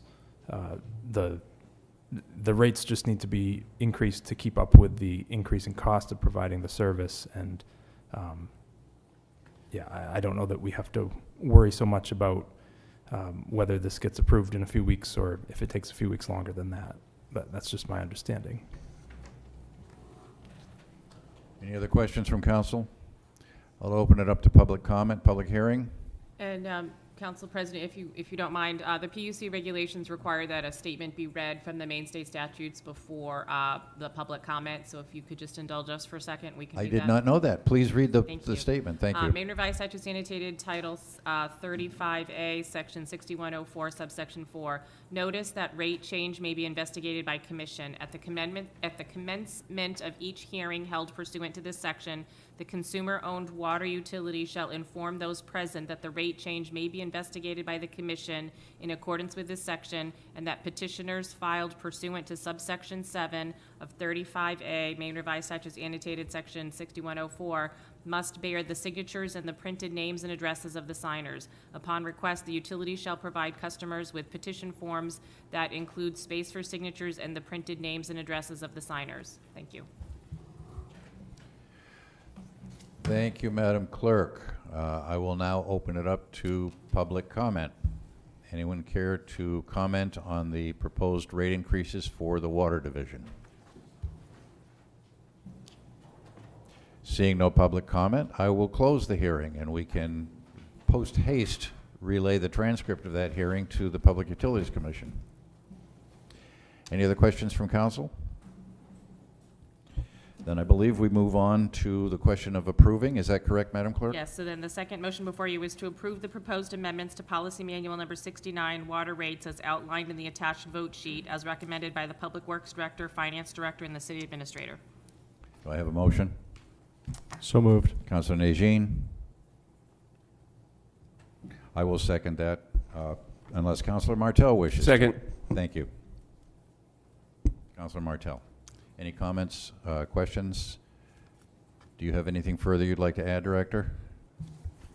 I do not at this time. Nope. You'd like us to vote in favor of this, I presume?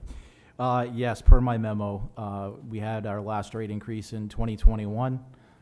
Every year we try to make sure that we are forecasting our expenses and try to stay tight and within budget. The capital outlay that we have is driving some of these costs. As you can see, we've had several large breaks this winter. So we are working to maintain the integrity of the system to provide safe drinking water to all users, as well as fire protection. So we believe that this was an inadequate amount and not a burden on the users. Thank you. Anything else from council? Madam Clerk, please call the roll. Council from Ward 6? Yes. Ward 7? Yes. Ward 1? Yes. Ward 2? Yes. Ward 3? Yes. Ward 4? Yes. Ward 5? Yes. Motion passed by a vote of 7 to 0.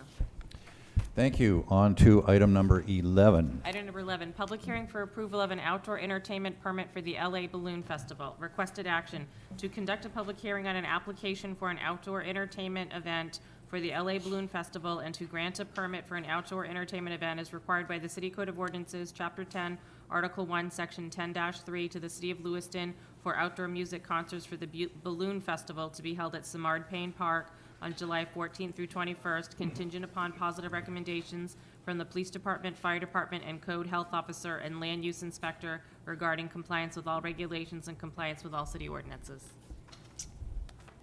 Do I have a motion? So moved. Councilor Second. Nagine, Councilor Harriman. Any discussion or comments from the council? Public comment on this issue?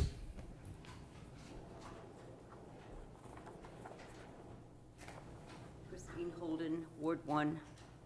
I'm sure it's a combination of the heat, humidity, and overwork that you and staff have had, but the festival is in August, not July.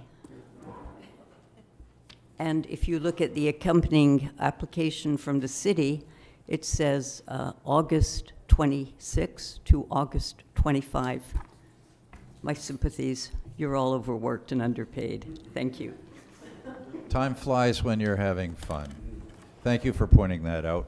Obviously, we are not going to approve a permit for July. This will be in August, and the dates will not be running backwards. They will run forward, the way the clock normally runs. Thank you. Any further public comment?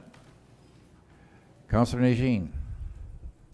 Can we just verify the actual dates? The date is, the setup date starts on the 14th. It actually runs to the 23rd of August of this year, 2026, not 2025 and not July.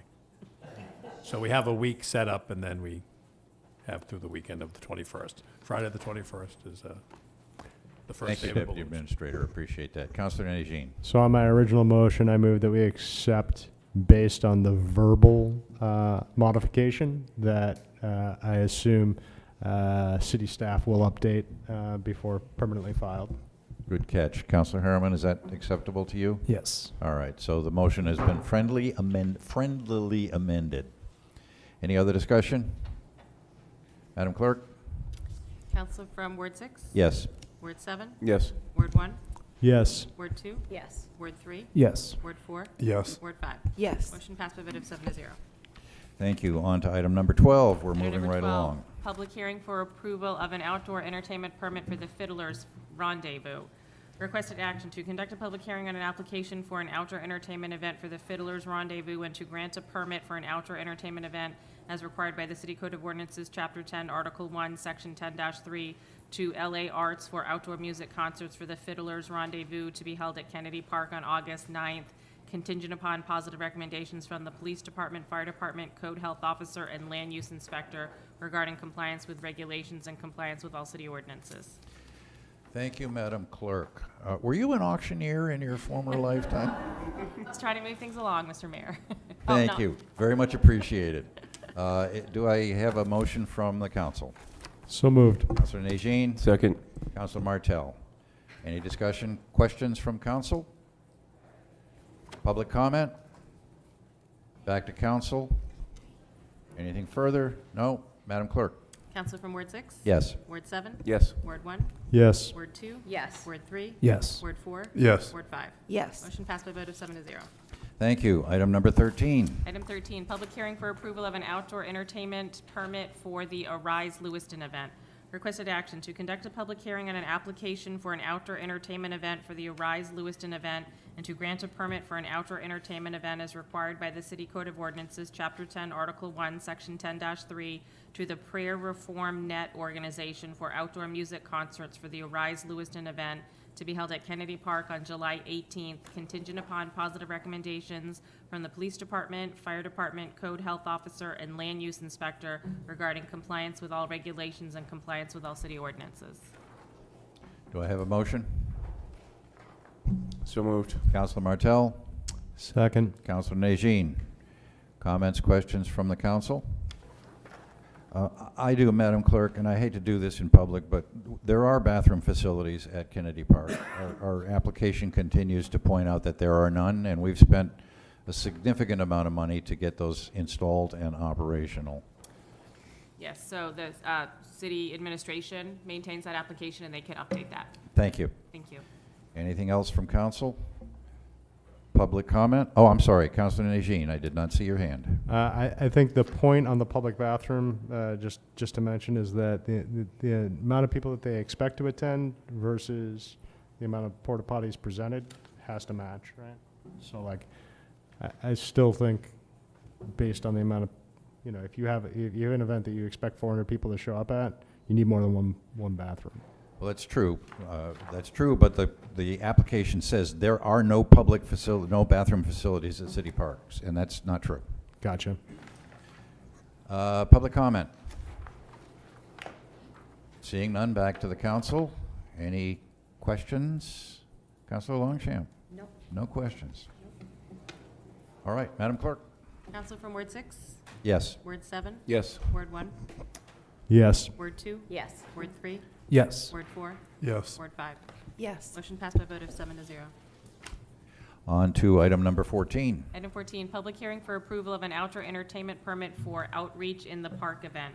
Requested action to conduct a public hearing on an application for an outdoor entertainment event for the Outreach in the Park event and to grant a permit for an outdoor entertainment event as required by the City Code of Ordinances, Chapter 10, Article 1, Section 10-3, to the First United Pentecostal Church of Lewiston for outdoor music concerts for the Outreach in the Park event to be held at Kennedy Park on July 25th and August 22nd, contingent upon positive recommendations from the Police Department, Fire Department, Code Health Officer, and Land Use Inspector regarding compliance with all regulations and compliance with all city ordinances. Thank you, Madam Clerk. Motion from the council? So moved. Councilor Nagine? Second. Councilor Martell? Any comments or questions? Public comment? Back to council. Madam Clerk? Counsel from Ward 6? Oh, that's me, yes. Ward 7? Yes. Ward 1? Yes. Ward 2? Yes. Word 3? Yes. Word 4? Yes. Word 5? Yes. Motion passed by a vote of 7-0. Thank you. We're making good progress here. Agenda item number 15. Item 15, public hearing and final passage regarding an amendment to the Parks and Recreation Ordinance to add access times for the South Lewiston Little League fields. Requested action that the proposed amendment to the City Code of Ordinances, Chapter 54, Parks and Recreation, to add an access time for the South Lewiston Little League field receive final passage by a roll call vote. Motion? So moved. Councilor Nagine? Second. Councilor Longchamp? Thank you. Discussion? Public comment? Council? I do have a Councilor Harriman. I was just going to point out that Director Welch is here. I didn't know if she had anything to add. I see you, Director Welch. Do you have something you'd like to share with us? I do not. I would just make myself available in case there's any questions. Thank you. I should have recognized that initially. Councilor Nagine. So we probably want to send her home as quick as possible. I bet she'd appreciate that. I do want to point out, this is second reading. What's the situation with the pickleball courts? We haven't had any, will there be an upcoming agenda item on that? We don't have one planned right now. We have put temporary signs up at the pickleball courts. I talked to Deputy Director Bates, said we have some permanent signs going up hopefully in the next week or so. We have not received any phone calls of concern as a Recreation Department, and Deputy Director Bates said the same thing. She has not heard any concerns that have been reported to our departments.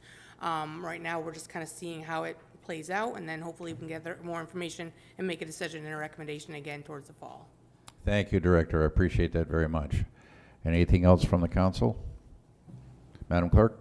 Counsel from Ward 6? Yes. Word 7? Yes. Word 1? Yes. Word 2? Yes. Word 3? Yes. Word 4? Yes. Word 5? Yes. Motion passed by a vote of 7-0. On to item number 16. Item 16, public hearing and first passage to establish the residential rental properties ordinance and moving the rental registration section into this new ordinance. Requested action that a new ordinance be created in the City Code of Ordinances designated as Chapter 23, entitled Residential Rental Properties, and that the proposed amendment to the Residential Rental Properties Ordinance to add the code language regarding the rental registration program receive first passage by a roll call vote, and to continue the public hearing to the next regularly scheduled City Council meeting. Motion? So moved. Councilor Nagine, Councilor Martell. Comments or questions from council? Public comment, public hearing. Anyone care to weigh in on this? Back to council. Councilor Nagine. Agenda items 16 and 17 are tied together, correct? Correct.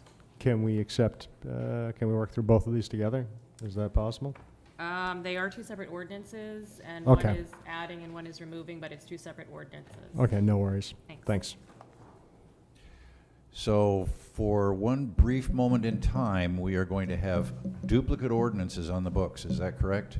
Correct. All right, thank you. Let's make it very quick so that we don't have this problem. Anything else from the council? Madam Clerk? Counselor from Ward 6? Yes. Ward 7? Yes. Ward 1? Yes. Ward 2? Yes. Ward 3? Yes. Ward 4? Yes. Ward 5? Yes. Motion passed by a vote of 7-0. Thank you. On to move on to item 17, which will fix the problem that we now have two ordinances saying exactly the same thing. 17, public hearing and first passage to remove the rental registration section from the Buildings and Building Regulations Ordinance.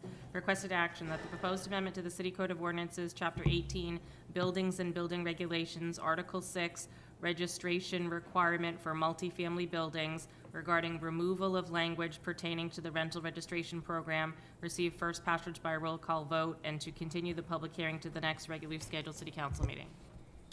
Motion? So moved. Second. Councilor Nagine, Councilor Martell. Any comments? Public comment? Council? Madam Clerk? Counselor from Ward 6? Yes. Ward 7? Yes. Ward 1? Yes. Ward 2? Yes. Ward 3? Yes. Ward 4? Yes. Ward 5? Yes. Motion passed by a vote of 7-0. Thank you very much. Phew, that was a relief. We got rid of that problem.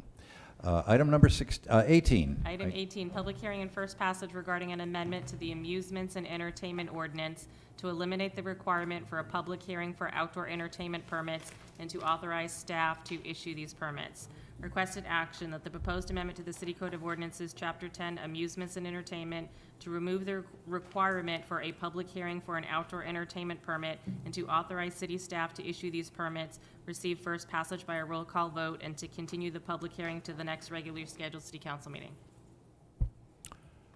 Motion? So moved. Councilor Nagine, Councilor Longchamp.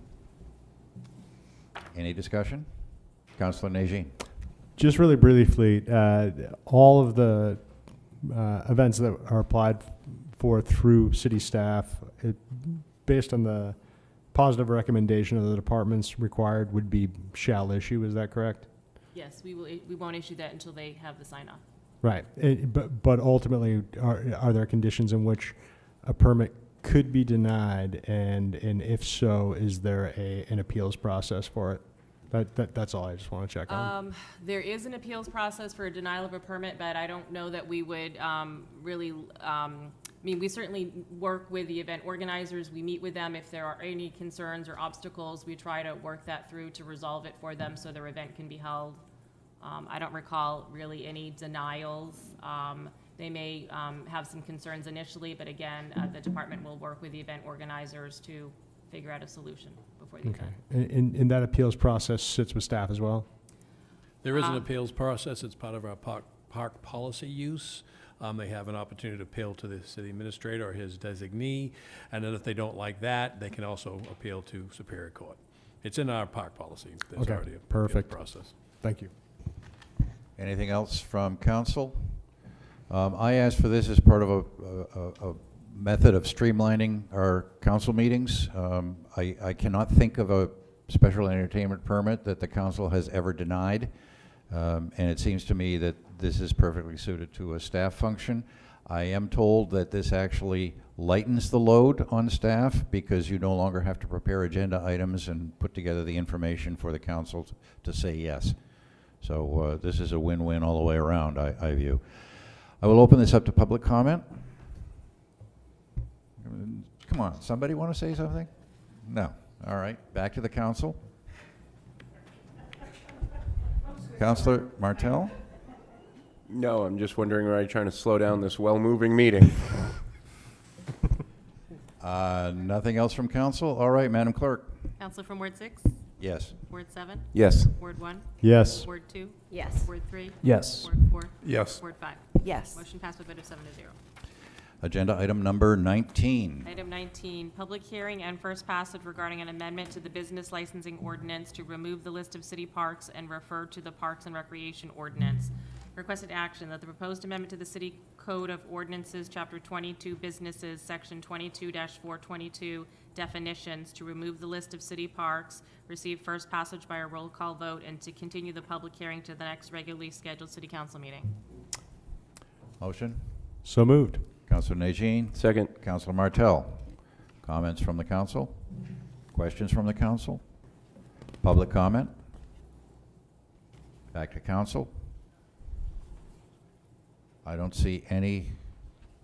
Madam Clerk, please call a roll. Counselor from Ward 6? Yes. Ward 7? Yes. Ward 1? Yes. Ward 2? Yes. Ward 3? Yes. Ward 4? Yes. Ward 5? Yes. Motion passed by a vote of 7 to 0.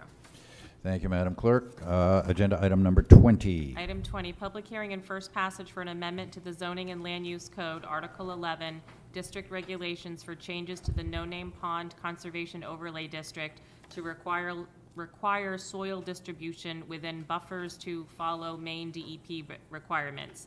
Requested action that the proposed amendments to Appendix A of the Code of Ordinances, Zoning and Land Use Code, Article 11, District Regulations for changes to the No-Name Pond Conservation Overlay District to require disturbance of buffers to follow DEP requirements, receive first passage by a roll call vote, and to continue the public hearing to the next regularly scheduled city council meeting. Motion?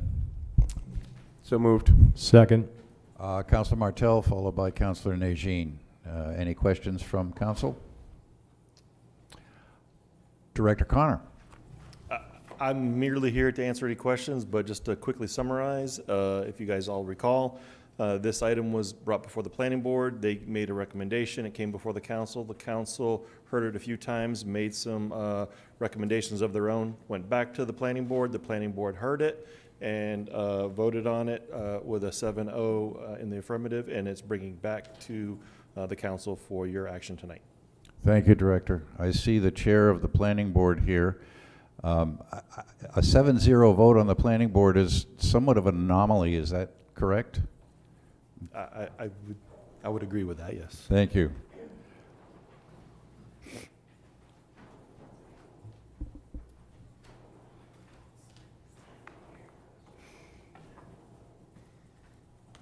Hi, Shanna Cox, Ward 3, also Planning Board Chair.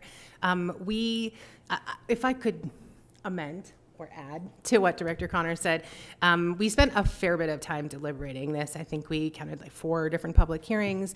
There are some very engaged residents from the No Name Pond area who have come to every single one of those, even when there wasn't a public comment. A good chunk of the recommendations, in fact, everything that we recommended to council was rejected, and we received what you are voting on tonight. We considered that, we approved that, and we are reviewing additional language that we will be bringing forward to council with a new recommendation at a future date. I think we found ourselves in a both and instead of an either or situation. I think that this language provided a certain level of clarity, but the request that Planning Board originally received was to provide clarity of intent and interpretation for staff to be able to apply. And while the recommendation that City Council made strengthened the actual ordinance itself for water protection for No Name Pond, which was not the request we had originally been made, it didn't actually clarify the issues of intent in the original area. So we support that, which is in front of you tonight, but we look forward to bringing forward something that does that which we were originally requested as well. Thank you, Madam Chair. I appreciate your attention to detail. Yeah. Councilor Roy. Thank you, President Tudum. One of the questions that I had was, I know in a couple of meetings, we had a lot of residents that came in and kind of, have we worked with them to make sure like they're pretty okay with this? Because Yeah. They brought up some good arguments and some good. I'll take a feedback. first run at that, but the they that has worked with them has really been staff from the Code and Planning Department. I'd like to say we also use a 3-minute timer, and we're pretty thoughtful about how we apply public comment. And even in times when public comment has been closed and there's back and forth exchange, we also did the same thing with Council President Chittum. We really do want to have a dialogue. We want to understand the concerns of folks, and that's why we, quite frankly, saw the same agenda item so many times. So we really did want to make sure we understood what the concerns were for staff and what lack of clarity, when there isn't clear intent in the way the ordinance should be applied, and it's not an area that gets developed very often, so there's not many times to test the intent and how to apply it, essentially holds up somebody's permit and their ability to develop the property that they've bought with the intent to put a house on it. And if we want to continue to be friendly towards businesses and to residents and have good customer service, we want that to not be a problem in the future. So for us, that was part of why, while supporting tonight's language, we are bringing forward hopefully something at a future point. But what I can say is I witnessed in each of those conversations that the folks in the audience, while not always feeling like they maybe were getting the outcome that they wanted exactly the way they wanted it, they always felt heard. They always contributed. There was a lot of information that they would share or that staff would relay to us that they had provided, and they always informed our discussions. I'll let Director Connor speak to the rest of it, because I know that staff was really engaged with the residents. Thank you, Madam Chair. In answer to your question, Councilor Roy, yes, we've been in contact, close contact, I would say, with all parties involved, from the realtor of the sale to the abutter to the property owner. Any other questions, comments from the council? This was sort of a hybrid public comment. I did not formally open a public comment. Does anyone wish to weigh in on this issue? Seeing none, I will bring it back to the council for any additional questions or concerns. Seeing none, Madam Clerk? Council from Ward 6? Yes. Ward 7? Yes. Ward 1? Yes. Ward 2? Yes. Ward 3? Yes. Ward 4? Yes. Ward 5? Yes. Motion passed by a vote of 7 to 0. Thank you. That's first reading. I assume we'll have second reading on this ordinance change on July 21st. Yes. Thank you, ma'am. Agenda item number 21. Item 21, order authorizing the city administrator to execute a credit enhancement agreement for Martell School Apartments Phase 3. Requested action to adopt the order authorizing the city administrator to execute a credit enhancement agreement for Martell School Apartments Phase 3. So moved. Motion from Councilor Harriman, Second. second from Councilor Nagine. I'm going to open it up now to you gentlemen. Would you identify yourselves and take it away, please? Sure. John Blaze, Acting Director for Economic and Community Development, and we've got Penn Lindsay here from Lewiston Housing Authority.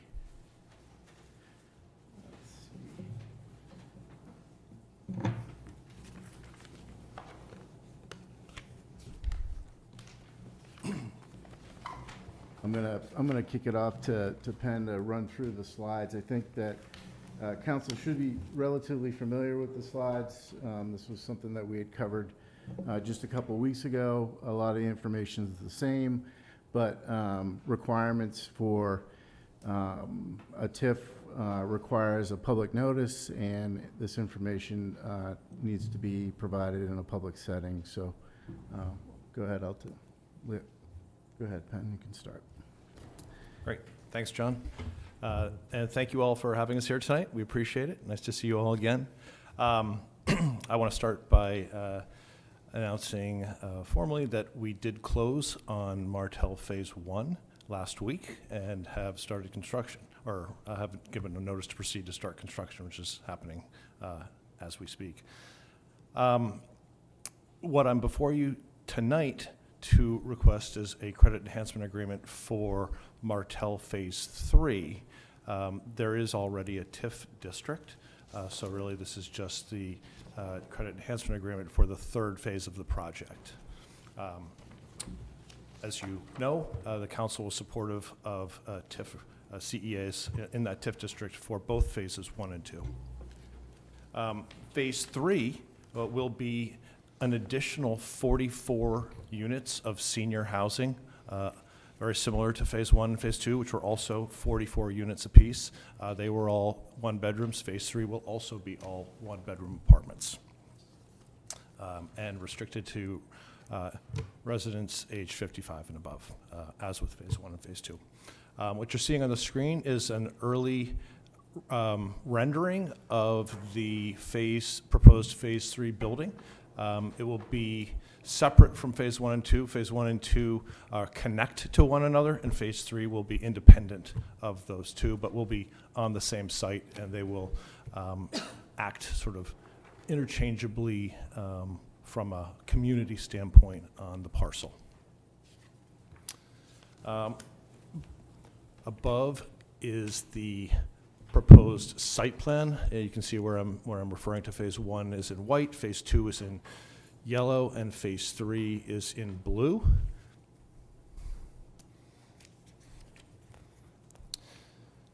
I'd love to talk a little bit about the current housing need in Lewiston. I'm not sure why the graphic isn't completely showing up on this slide, but Lewiston Housing maintains multiple waiting lists. One is our public housing waiting list, and another is our housing choice voucher waiting list. These are residents that are looking for housing with some form of assistance.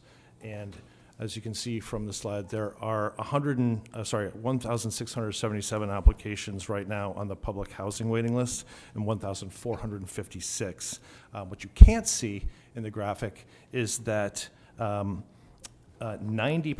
of those that are looking for housing on the public housing waiting list are looking for 1 and 2 bedroom apartments, and 73% on the housing choice voucher waiting list are looking for 1 and 2 bedroom apartments. So that's exactly what Martell Phase 3 is aiming to provide. A little bit about affordable housing development impacts. We asked our contractor on Wedgwood, Hebert Construction, to provide some information on jobs that were created with the Wedgwood project, on a project that had $40 million budget. 347 workers were employed on that job.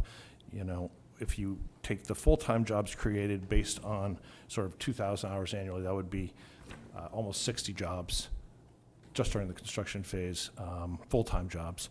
And they also gave us similar projects for non-LHA project that Hebert did in town. That's the Trinity Jubilee project. Much smaller project, $4 million budget, created 8.6 full-time jobs during the construction period. We also have a study by the Council of Large Public Housing Authorities, which talks about for every $1 million spent on capital investments, $1.8 million is generated in economic activity over time. And so for that reason, we want to make clear that what we're providing here is a long-term benefit, a long-term economic driver for the city of Lewiston. This is just a summary slide here, what that would translate for Martell Phase 3. Over time, there will be property management staff, maintenance staff that are employed by the property. At a budget of $17 million, using some of the metrics we discussed in the previous slide, that's 187 full-time jobs created during the construction period.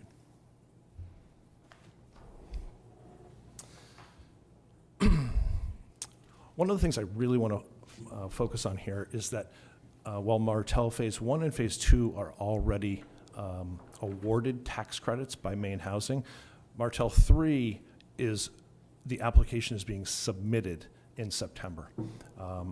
And Maine Housing feels very strongly about the property tax relief that is provided by the municipalities in which these projects are being proposed. For a TIF at 75% for at least 15 years, which is what we are requesting, that would be 2 additional points in our application to Maine Housing. And as I'll talk about on a slide coming up, the difference between 1 or 2 additional points is a make or break. So here, in last year's round, we're applying for the 2027 round. In the 2026 round, which was last year's round, Maine Housing received 15 applications, and they were able to fund 40% of those. The average funded score was a 69. The average overall score was a 67. So you can see how the point grouping is really tight, and so this TIF really makes a difference from a scoring standpoint with our application. I think this is probably the most important slide, which is the true economic benefit of the TIF. So what you can see from this slide is that the total development cost in this project is just under $17 million. Most of that, of course, is construction with some soft costs and financing costs. There are a number of sources of funds in this deal. So by having low-income housing tax credits, that's bringing in just about $9.6 million in equity. Maine Housing is providing over $3 million in straight subsidy. That's 0% deferred debt. And then this project can also support another $3.5 million in interest-paying debt. Without the TIF, we would have a $754,000 gap in our sources. With the TIF, that TIF provides the 754, balances our sources and uses, and allows the project to move forward. And just to add a little bit more to that, the pro forma that was in your packet identifies that $754,000 that's identified as a need to generate this project is in the actual pro forma that's in your packet. So I know that some councilors like to see all the numbers. Again, we've included all of those. But that's the critical piece that gets this project to hit the go button. So, thank you, gentlemen. Questions? These TIF terms are identical to the ones in Martell 1 and 2, is that correct? yes, that's correct. Yep. Public comment?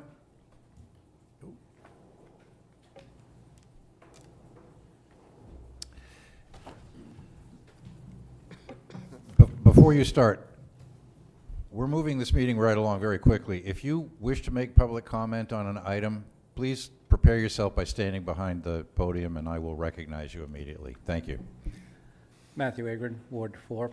Can I ask you guys to please hold off giving this TIF until we actually see construction of Martell 1 and Martell 2 start? How many times have they come before us and promised, we're starting today, we're starting tomorrow? Let's not give them another TIF until they've actually started construction. Because we've been told over a year that they're going to start construction. This is a system that has not worked. We should reclaim the property and sell it off and let somebody else build it at this point. I don't truly believe that they're going to build anything. Because they keep telling us they're going to build. So let's hold off giving them this TIF until we actually see them build something. Thank you. Anyone else care to weigh in? Back to council. Councilor Nagine. Thank you, Council President. Just to verify, there is a difference between the Martell 1 and 2 TIFs and this TIF, I believe.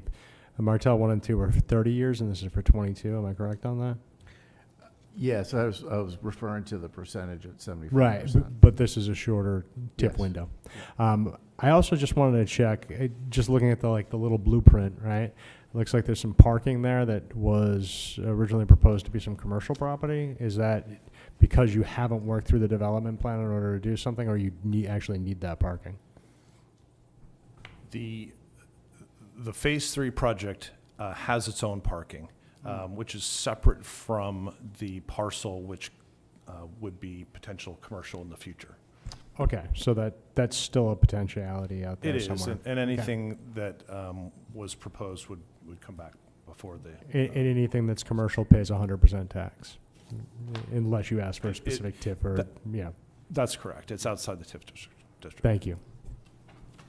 Other questions? Seeing none, Madam Clerk? Counselor from Ward 6? Yes. Ward 7? Yes. Ward 1? Yes. Ward 2? Yes. Ward 3? Yes. Ward 4? Yes. Ward 5? Yes. Motion passed by a vote of 7-0. Thank you all. Item number 22. Thank you. Thank you, Item gentlemen. Mr. 22. Lindsay, Director. Order approving the letter of intent with Echo Hospitality Consultants. Requested action. To approve the order, the city administrator is authorized to execute a letter of intent with Echo Hospitality Consultants. I have a motion. So moved. Councilor Martell. Second. Councilor Nagine. Any questions? Director, I'll let you kick it off. I'm just going to bring up a slide presentation that we prepared. I do know, first of all, I'd like to welcome Chris Thompson from Hospitality, Eco Hospitality. He's going to help present. He's one of the investors on this project. We will present a PowerPoint presentation. I do know that there's been a lot of public input in terms of emails that the council has received. I just want to start off the conversation, that I'd like to acknowledge the thoughtful comments received regarding the letter of intent with Eco Hospitality Consultants. We have heard residents expressing strong desire to preserve the Red Shop and ensuring that any decision reflects the long-term interests of the community. The city shares that same goal, as you'll see in the presentation tonight, and we want to be stewards of this public access asset. Staff recommends right up front the approval letter, in the letter of intent tonight, but offers a condition that one community conversation be held before the finalized public hearing process on the items are discussed tonight to make sure that public input is heard, is considered, and then that we have a strategic economic development project that will drive tax base in the city. So, I do have additional information, but I just wanted to reiterate that at the beginning here, and I want to clarify to council, we're not approving anything tonight. We are just really specifically looking at the letter of intent for us to work through these specific items that we'll cover in the PowerPoint presentation. But I just want the public to know that we heard what they were saying, we understand what they were saying, and that we really want to offer, and Chris has already come out and said this, that we want to offer a community conversation. We want to have an open conversation, more of a, not a formal workshop with the council, but something that we can do like we do a planning event, like if we were working on a comp plan.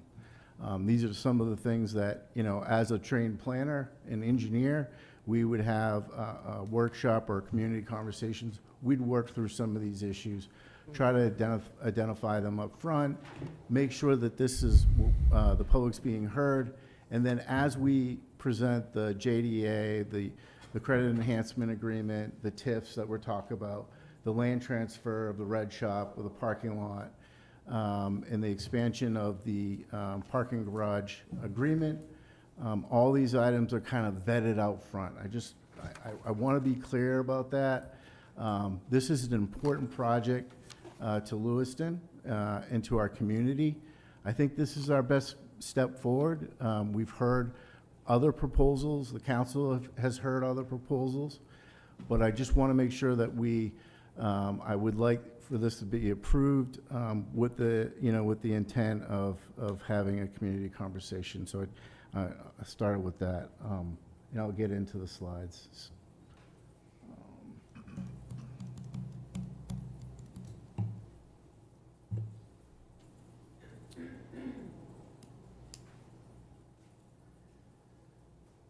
So The letter of intent overview, really what it includes is the red shop purchase and redevelopment. It includes some guidelines for a TIF, a JDA, a CEA for the red shop and the hotel expansion. Samard Payne Park concert series, an abutting parcel purchase for hotel expansion at 39 Lincoln Street, and then a parking garage agreement.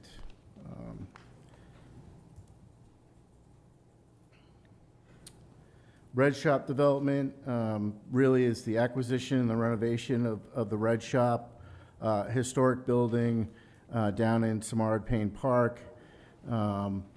This, if I can point to it, it's really this box right here. I know it's a little bit hard to see. This is the adjacent hotel area. This would be the expansion area. This would be the area for the concert. So everything kind of melts together. And obviously, we have the parking lot just across the street, the Lincoln Street parking lot. What they've agreed upon is about a $305,000 purchase price.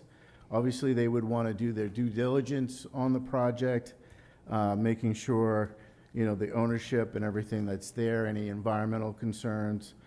They would want to do, potentially a phase 1. Boundary surveys, anything that you would do when you're, lending, borrowing money to do a project, they would probably want to do that and follow that process.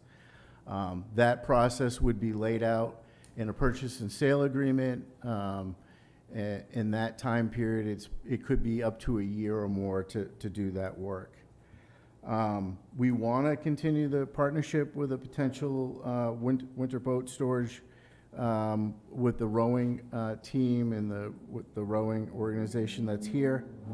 The city has inserted protections in prior investments.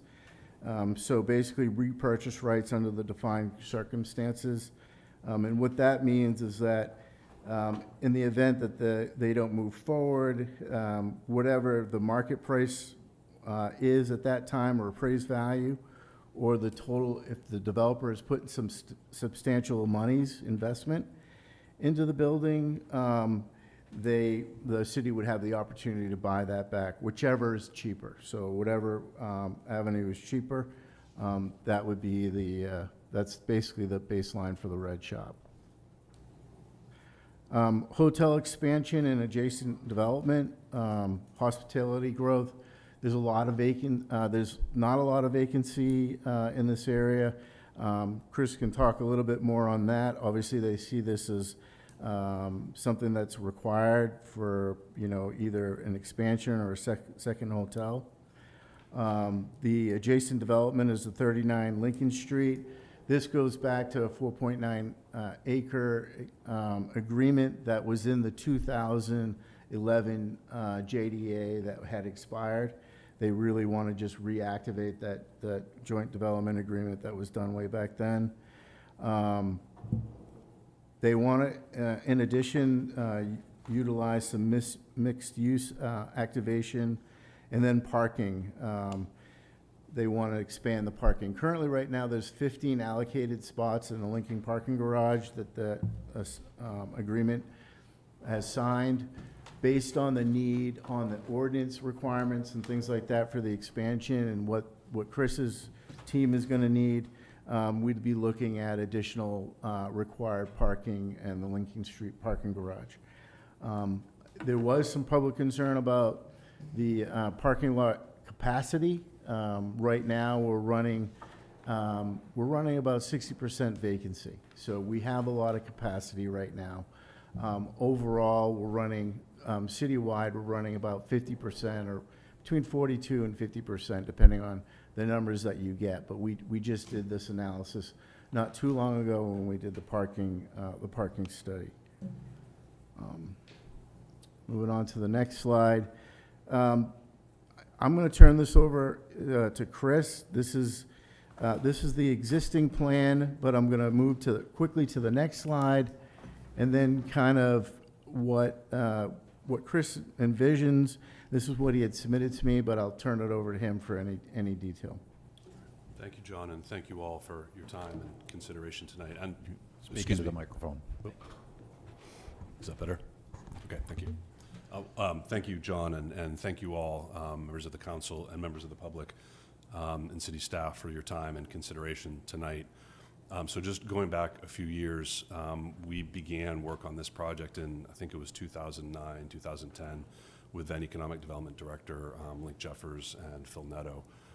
This was right after the city had finalized the original Riverfront Island Master Plan that had wanted a hotel downtown on the river as part of the thinking behind that project.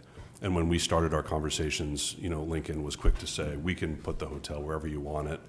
We said, no, we think where you have it, which is right where it is today, is a great spot. We think the park is an amazing amenity, and we're excited to be part of helping to realize this vision that the city and members of the public put a lot of time and energy into bringing to reality. So we have viewed this project really as part of, you know, a decades-long commitment to the city of Lewiston. I, you know, grew up in Lewiston, Auburn. This is, you know, a project that we've done lots of projects all over New England, but this one I'm particularly proud of, not least because it took a plan, and how often is it the case that what's put on paper in a plan and what actually gets built at the end of the day are the same thing? It's often not the case. We were very excited to say, no, let's do exactly what you all wanted to see happen. A big part of that for us was believing in the future possibilities. The Balloon Festival had been happening for some time. There's since gone on to be an amazing amount of programming in the park that I think is very exciting, and there's lots more, I think, that could be done. We do a lot of that work at Thompson's Point, which is a project that my team and I developed, also going back to 2009-10. That's a big part of what we do. We do a lot that's free and open to the public. Food trucks, local musicians, local artists, makers. That's a big part of who we are and what we do, and I think there's a lot of potential to do more of that in the park here. We had looked at the Red Shop, Lincoln Jeffers and I, when we first walked the site, back when it was a vacant lot. And I said, Lincoln, what is that red building sitting on the corner of the canal? And he said, geez, I don't know. But this was back when the city was in the early stages of talks to acquire the canal rights from then, I think it was NextEra Energy or FPL. And Lincoln said, if we do in fact consummate that deal, we'll own that red building. And I said, well, if that happens, I'd like to have the opportunity in our joint development agreement to be able to develop that. We'll do all of the work, we'll put in all of the money. We'd lease it for $1, and we would proceed with that, with that vision.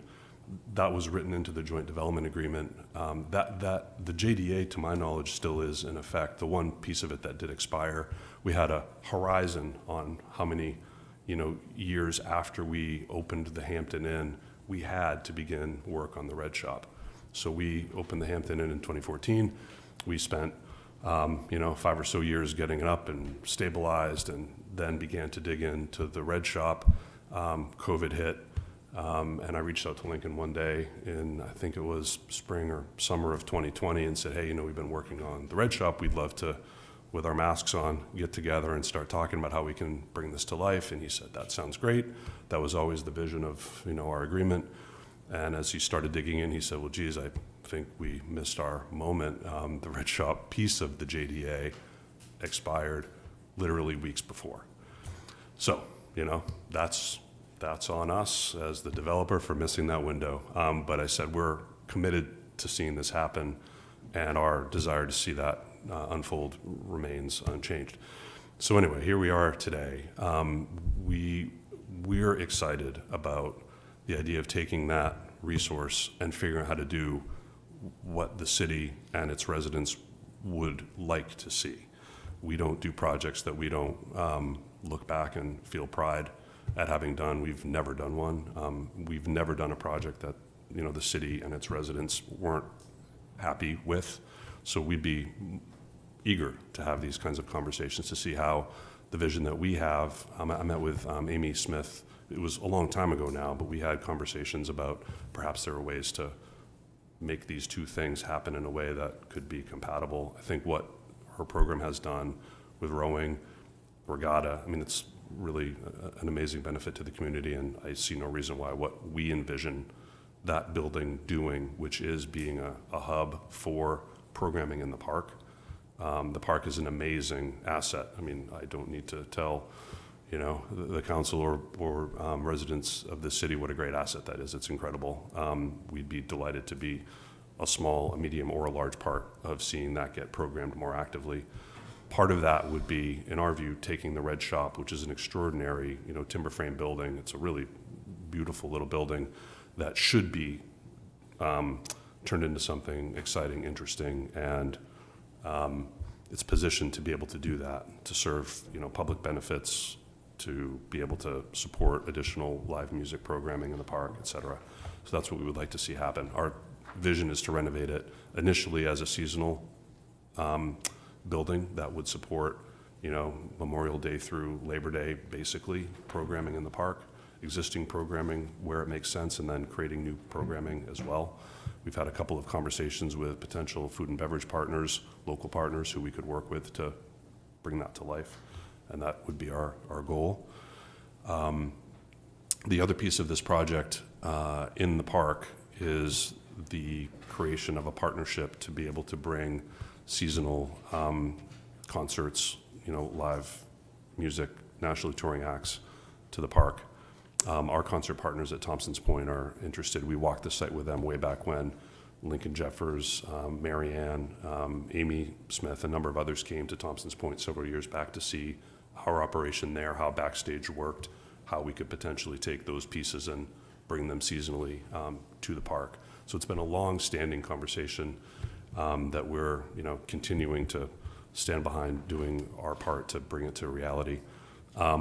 Our thought is that initially that series would probably, like at Thompson's Point, which has now grown to be a, you know, substantial series with, you know, anywhere from 18 to 22 nationally touring acts a summer. We started with 2, I think, our first season. So our goal would be to, you know, start with a modest number, make sure everybody's happy with what we're doing, make sure that the city and members of the public feel like this is actually a benefit. That's how we've always programmed at Thompson's Point. We build a series that fits the neighborhood. You know, we say no to more acts than we say yes to because we want, you know, artists who are going to be, you know, good team players with the community who respect noise ordinances, all that kind of thing. So that's what we would envision doing here with the concert piece. And then last, but in our minds certainly not least, is the expansion of the Hampton Inn hotel, either with additional rooms that are part of that building. We're still assessing whether it makes more sense to do that or to have a separate building adjacent to it on the land that we acquired from Rebecca Frangus. After we had closed on the land with the city and started the Hampton Inn, we bought the parcels next door, really up to and abutting the city parcel that's right next to Atlas. So our thought is either to utilize those for a single new footprint or potentially 2 new footprints, one that could be potential mixed-use ground floor, you know, residential or small office suites above. We're still assessing how we do all of that on that piece of land, or we can join them and have one larger footprint. So that's our goal and our plan, and thank you for your time. Well, thank you, Mr. Thompson, for that presentation. Appreciate it. Councilor Longchamp. Thank you, Councilor Chittum. When would you anticipate this project starting if we approved it? As Mr. Blaze said, we have some diligence still to do. I think we will need probably substantially all of 2027 for both the Red Shop and the hotel footprint to really figure out exactly, you know, what the nature of the building program is. But I'd love for us to be able to get started late 2027 or early 2028 with construction. I think it's important to note that each of these items that we discussed would be broken up and brought back to council. So I think we would come back with the Red Shop purchase and sale and the land purchase and sale. And then we'd come back for the TIF request, the parking amendment. I think, again, requiring additional public input at that time. And we'd have the specifics laid out. And, you know, each time we're going to report the findings of, you know, what they had, what we had to overcome to be, you know, to get the project there. And the timing of that would be all laid out at that particular moment for each of those phases of the projects. I look at these as separate individual projects. This LOI is really just kind of an overview of all the projects that are inside of this one thing. And we really want to kind of make sure that all those are kind of together. That pushes a really good overall project, but we'll be back on each project. Thank you. So basically 2028. Yeah. I am happy to hear that you were talking about the rowing team. I think, you know, for lots of reasons, they're very passionate about that. I have heard about this project for, say, I first heard of it from Lincoln Jeffers probably about 4 years ago. So I don't think anyone is really thrown off by what is here today. I would like to see, from what I've heard, the concern with the rowing team was, or some of the concern was storing their rowing equipment. And if this isn't going to start until 2028, if we do approve it, I would hope that they could continue to be there in some sort of partnership. I don't know how that would look, nor will I try to suggest anything. But I am glad that you have mentioned them. And I look forward to the project. It is a beautiful place. And again, this is not something that I'm just now hearing about. Thank you. Yeah, Councilor Longchips, could I add? Go ahead. We did talk to the crew and the rowing team about that, the storage. And then specifically, we had an idea that, and we actually walked down to the site, we had an idea that we could do individual readiness training for the Maine Army National Guard. I've got connections there when I was the former master planner of the Guard. We could do an IRT project there and build them, a modest structure using some of the TIF funds that we had. I would say, though we haven't gotten a definite yes, I think maybe they may be still open to that, but I didn't get really affirmative feedback that this would be something that we take back to council. But we would certainly be open to that as staff, and something that I would spearhead. I'm a big advocate of rowing. I love canoeing. I'm an outdoor guy. That's kind of my wheelhouse. I would love to see, a structure built that can accommodate them. And I think we could utilize, I'm just forward thinking and talking out loud, but I think we could utilize TIF monies for a little project for the Guard to come to do individual training. There's engineering units in the state, and we could request that as a project, and that's something that I'm willing to spearhead. So, Thank you. Thank you for thinking of that. Councilor Harriman? Thank you. So thank you for the presentation. Can you email these slides to us? And then, because this is the first I've seen them and they weren't in the agenda packet. There's also, the letter of intent also references an Exhibit A and an Exhibit B that I didn't see in there. Do you have those as well? I do have them. That's something I can share with council. Okay.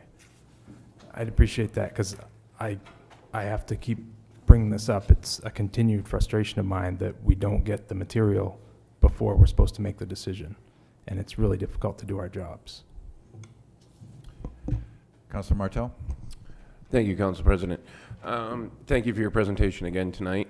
I'm very excited about this project. I look forward to the economic development and the money and the commerce that I think that it'll bring. I am glad to hear that you're willing to work with the row team that's in there now. I don't think it would be fair to require or encumber the deal and the investment in order to demand that you continue to leave space or whatever, but I think it's good that you're looking into that. You stated that we're looking at maybe 2028 before like a groundbreaking or anything close to that, right? So I'm just posturing maybe like a worst case scenario. If there wasn't able to be a deal worked out where both of those entities could stay in that spot, would you be okay with them remaining in that space until we got further down the line, doing what they're doing there, which would allow that to continue, but also allow them to look for other alternatives in the next year and a half, 2 years, that would allow for that and allow for a little bit of flexibility on their part? Yes, absolutely. Oh, I appreciate that. Thank you. Councilor Nagine. Thank you, Council President Chittum. This is not to you as the developer. This is more to just staff in general as the process. I was made aware that the planning board had turned down the possibility of had voted 0 to 7 in support of selling this property unless they could be introduced to an executive session discussion, which didn't happen. And so I think that's somewhat problematic as far as our processes are concerned. The comp plan and all of our large development plans sit with the planning board and the planning department. And so while council does have the ability to say, yeah, we're going to not adhere to the planning board's opinions, I mean, it's just a little bit problematic, the process. That's why I wanted to name that. We've met multiple times over multiple years over both of the RIMP plans, and they were collaborative through these processes. I have no problem with this JDA. I've seen it before, but the public's seeing it now for the first time. And so having possibly a workshop before we're asked to accept a JDA, I think is important. I have quite a few residents that are reaching out about the 75% TIF, and they don't understand it, and it would be good to be able to explain that out, like in a process. I also think, based on the original agreement, the red shop was to be rented, right? That's right. And the change now is based on, from my understanding, and correct me if I'm wrong, but it's the potential of historic tax credits that you could then apply to that property when you put improvements in it. Am I correct there? Yes. Yeah.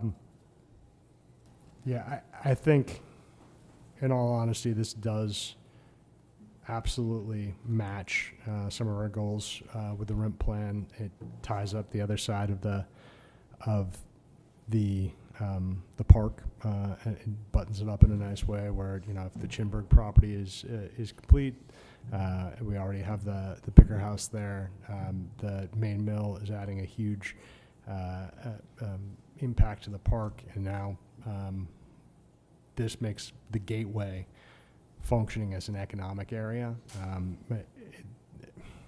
One of the challenges that I just to mention this, like the Lewiston Farmers Market's right down there, right? And we tried to purchase that property from the city and were turned down, which we completely understand. The development that's going to happen around there is going to cause us to have to find a new home. You know, and I think that's good for the economic vitality of the city, to be completely honest. But I do think there are some real challenges in the way we brought this forward, as far as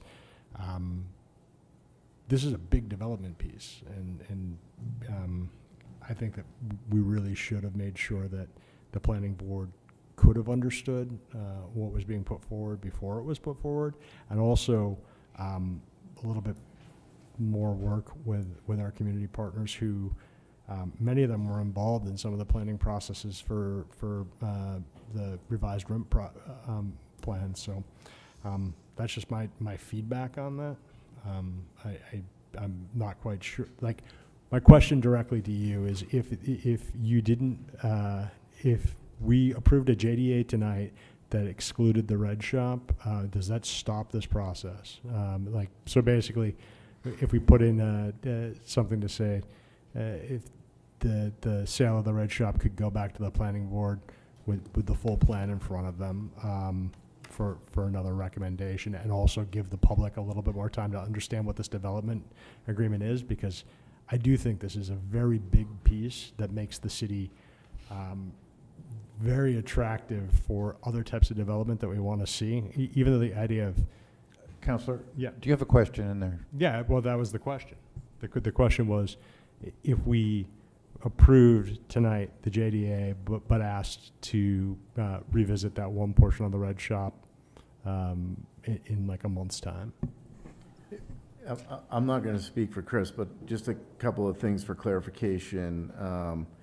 This is a letter of intent. It's not a JDA. We would be coming back for a JDA. And then it's, basically for process for the city. And I asked planning this specific question, about the notification, because we did hear verbally that the planning board made a decision. It was a 7-0 vote, and we didn't receive anything. Our department didn't receive anything in writing, so we didn't have any of the specifics on that. But customary recommendations from the planning board and the finance committee that would be in the packet for the final disposition. So that's when typically we would see that information. So again, I mentioned that we would be back for the sale of the red shop in the disposition of that. And at that point, that recommendation would be included. Understanding what you're saying, Councilor Nagine, the first part of our discussion was that we understood that there needed to be more, public input, and we would welcome the planning board to the community conversation that we're offering here, and hopefully we could, address your specific concern. Thank you. Councilor Harriman, would you hold your question or comments until after we've had public comment? These folks have been standing there very patiently. Were you finished, Councilor Nagine? I just wanted a quick follow-up. Please make it quick. So the letter of intent informs the JDA, correct? It informs the JDA to work on the JDA. It's not specific. There's no specifics in it. It doesn't have any legal binding entity to it. So it's not necessarily a legal document. So. And as a former member of the planning board, I would just say that they're not community members. They're appointed members of a board that has a functioning duty in the city. Thank you, Councilor. Councilor Harriman, would you be willing to wait until after public comment? I'm not really. Right. Please make it quick. I was also wondering why the planning board's recommendation wasn't provided to us, because I realize that that's public information, but I don't necessarily follow every single decision that they make, and it's typically in our agenda packet, and I thought it was unusual that it's not in our agenda packet this time. And I was reminded of the fact that they did vote unanimously against this, and I just wonder why that was not included in the information given to us. Is there an answer to that question? Perhaps the chair of the planning board can address that. I would very much like to move to public comment. Councilor Longchamp, you've been fairly patient too. Yes, thank you. Well, the conversation hasn't stopped up here yet. We go to public comment after, and we should never have asked them to stand up for 20 minutes. They should be sitting and then ask them to stand up. I'm just recognizing that. Anything further from the council? Can Director Connor answer the question that was asked by the council? Please, Director Connor. Thank you, Council President. In answer to Councilor Nagine's comment, that lies squarely on my department. We recognize that there was a failure from our staff to notify the council when the planning board did request a joint executive session. We own that. The reason why it's not in the packet is because historically, we normally submit our recommendations when the property's disposition is taking place, when the vote for the disposition is coming before the council. As this was just a letter of intent to begin the process moving forward, we had planned to provide the planning board's recommendation with staff's memo at the time when the disposition was to be voted on. So that's from the staff's point of view from where we're at tonight. So that's why that's not in your packet tonight. Happy to answer any questions, but again, the chair of the planning board is here as well to help. Councilor Nagine, did you? Okay, great. I'd like to go to public comment now. I'm happy to answer any questions outside of my 3 minutes in prepared remarks, should anybody have them in terms of my actual chair role. My name is Shanna Cox. I'm a Lewiston resident, taxpayer, and chair of the planning board. I appreciate the considerable work that the Economic and Community Development Department has invested in bringing this proposal forward, and I appreciate the desire for more community engagement that's been expressed tonight following the written comments received. I support continued investment in Lewiston. Additional hotel capacity, badly needed, expanded tourism, activation of our riverfront, and new opportunities for residents and visitors are all worthy goals and aligned with current plans. The question before us tonight is not whether this project has merit. It does. The question before us is whether this project requires the public disposition of one of Lewiston's most unique public assets. I do not believe that that case has been made. The Red Shop is not simply another city-owned building. It is located within Simard Payne Park, surrounded by publicly owned land, contains important public infrastructure, and occupies a unique place within one of Lewiston's signature civic spaces. Decisions about its ownership will shape our community's ability to steward the riverfront for generations. As both a planning board member and a Lewiston resident, I believe this decision deserves the highest level of public scrutiny. The planning board unanimously concluded that we had not been provided sufficient information to determine whether permanent public disposition was in the city's long-term interest. We weren't rejecting the redevelopment. We were asking whether permanent disposition was necessary before making an irreversible decision. Indeed, it was not necessary in the 2011 agreement where a lease was provided. To deal with the input and the public opinion at the JDA is a short-sighted approach. It is short-sighted to not provide that input prior to the stage that we're at now. I don't believe that these questions have been answered. A long-term ground lease or comparable public-private partnership could accomplish the same development objectives while preserving public ownership. I've provided examples emailed to all of you earlier today of communities throughout Maine and New England which have successfully used these models to encourage private investment while retaining stewardship over important civic assets. They are proven economic development tools. More broadly, I hope we take this opportunity to reflect on how Lewiston approaches its public assets. For too long, I believe Lewiston has too often negotiated from a place of scarcity instead of confidence. I believe we've earned the right to think bigger than that. Today, our riverfront, our downtown, our parks, and our historic buildings are among the very reasons that people want to invest here. They are not obstacles to development, they are assets that create value. We should negotiate from that position of strength. Our goal should not simply be to attract investment. It should be to attract investment on terms that reflect the value of our community and leave future generations with more opportunities, not fewer. Great cities don't become great by giving away the assets that define them. They become great by investing in them, partnering around them. Madam Chair, your time is up. And ensuring they continue to serve the public for generations to come. Having served in your role, I can appreciate how hard that is. Thank you. Thank you. Would you be available to answer questions when Absolutely. the council comes back? Thank you. Hello again, Amy Smith, Ward 3, Executive Director of Lewiston Rowing, and I oppose the sale of the Red Shop to any buyer. The city should retain ownership of this unique and valuable community asset. I'm going to discard my written remarks because I want to comment on the process and how completely non-transparent this has been. Lewiston Rowing is the current tenant of the Red Shop, and we've been asking for meetings with Economic Development, with Chris.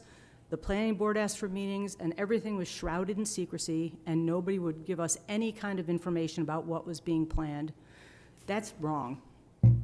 So I just want to say, I'm very curious to hear how many public comment you guys received today that were against selling the red shop. Maybe you can answer that in a minute.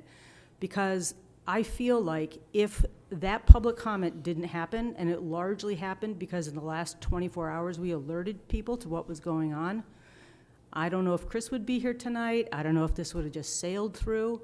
But as I said previously, this appeared the Thursday before a holiday weekend on a packed agenda, item number 24, with some weird little title that said nothing about TIFs or the red shop. And so the process was not transparent. We could have avoided this conversation if economic development and city admin only respected the interest and the wishes of a dedicated community partner and the planning board to fully understand this proposal. Thanks. Hi, I'm Morgan Kinney. I live in Ward 7 and I work in Lewiston.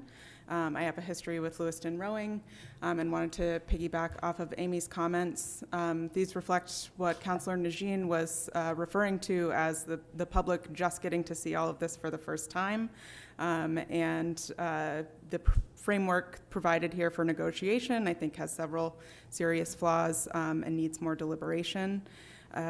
Some of this is based off of a 2011 joint development agreement that you've all mentioned that was not included in the packet. After reviewing that, I have some questions and concerns.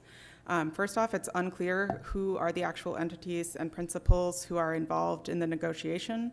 The original agreement was made with the city and Parallax Partners, LLC. Parallax was legally dissolved in 2024. When and how did this agreement get reassigned to a different entity, and who is that entity?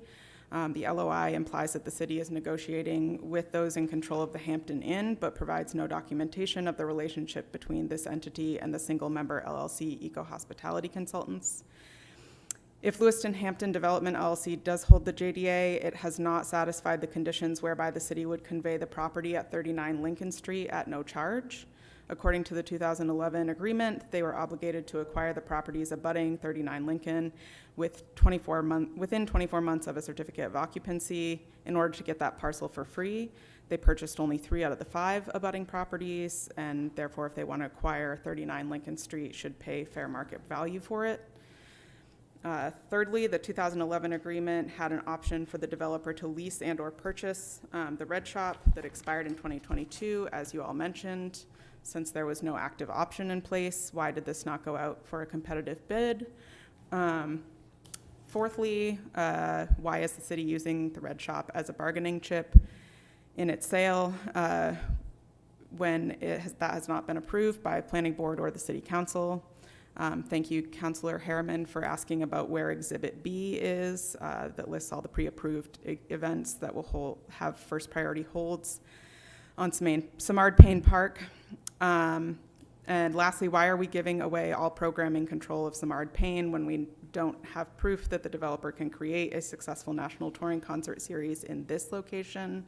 I would suggest that if the developer could bring one successful concert to Samard Payne in the summer of 2027, proof of concept, something like that before an exclusive arrangement is considered. Thank you. Hi, I'm Allison Harris of Ward 3. First of all, there's a leak right there. I don't know if you've noticed that. Might be worth addressing. I just want to say that the Red Shop, it appears to be a unique historical building, and it's a gem. And we have a situation right now where Samard Payne Park is the exciting development of the main mill. That this could be a real resurgence of growth.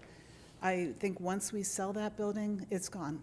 And I urge you to think long and hard before you agree to sell that, because it is a unique asset for this city, and I think we should keep it.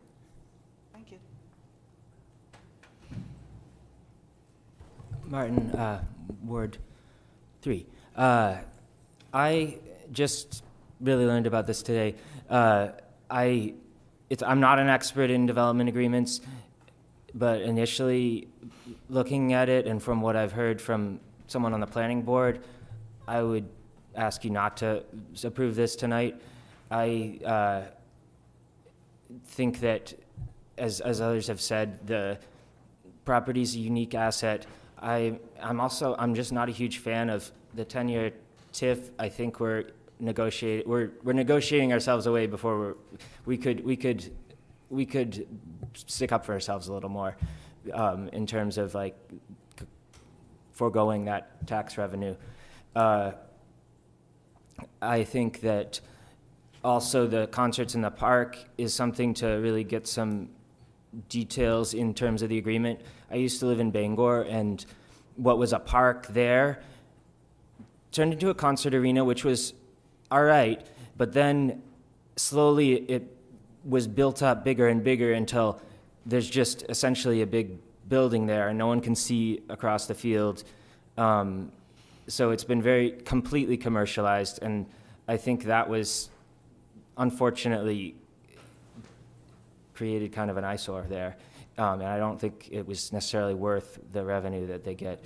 So I would want to be sure that whatever structures are built there to host the concerts, that they're of a more temporary nature and do not block the park or sort of wall in the park. And yeah, I think as the planning board decided, the public there should be a more thorough process on this. Thank you. Sam Chamberlain, Ward 5. I am a property owner. I'm a taxpayer. I own 2 small businesses here in Lewiston. I think I would urge the council to decline this LOI in its totality, if nothing else than just the technical issues. It's apparent that this LOI was not reviewed by anyone who's ever seen a contract before. I mean, it's ridiculous. 2 missing exhibits. This is giving the developer 20 years of exclusive rights as the municipality's only nationally touring concert promoter. This also says that the developer can leave infrastructure in the park and that anyone that's using the park is responsible for the cost of removing that infrastructure. This also says that the red shop can be sold back to the city only if the developer wants, not if the city wants, right? Not if the taxpayers want, not if our community wants. This is a terrible decision for the city. This is a terrible option for the city. I do firmly believe that this would bring incredible benefit to our community. This is not the way to go about it. I spent 7 summers working for a professional concert promoter, putting on concerts in public parks that we put up and tore down in 24 hours. It's incredibly possible. It's done all over the country. And the fact that the red shop is at the center of this is abhorrent. As a small business owner, this has continued to demonstrate a lack of planning, thoughtfulness, and organization in the economic development department. That has been my experience. It took me months to get a hold of the economic development department in order to participate in a public grant program. I own 2 businesses that I will not bring to the city of Lewiston. I love this city to my core, and I cannot trust this city to care for our businesses and our community currently. I urge you purely on the technical basis to reject this LOI. Thank you.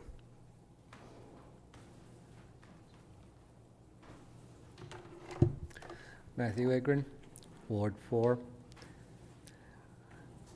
Well, let's start with the fact that this is not very transparent. There's missing items. There is unsure of what some things mean. There are whole parts of this that we don't see. How can you approve something we can't see? I don't know who thought this was a great way to bring this forward. Maybe 2 weeks, let's come back and bring up all the examples so we can see everything that's in there, so that we can see if maybe this is a good idea, maybe it's not. But this is not very transparent. It dropped, as everyone said, Thursday, before a holiday weekend. And now we're here. And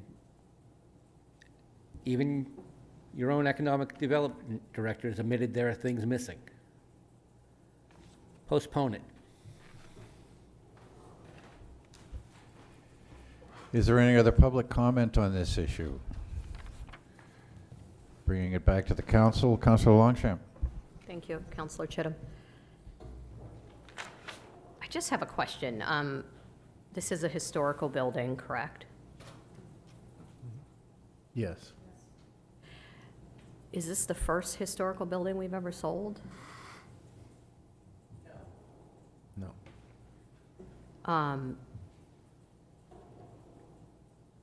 Does every historical building that we sell get this much attention? Do we usually, I'm just not sure. In all the transactions that I've done over the last few years, this seems very different. And I don't know why, but it does. Usually it comes to council, we get a consensus on whether we want you to move forward or not. That's basically why you're sitting here today. And then we typically approve it because we gave that thought that we were going to. The only other time that we didn't approve something that came this far was the database in the last few years that I'm aware of.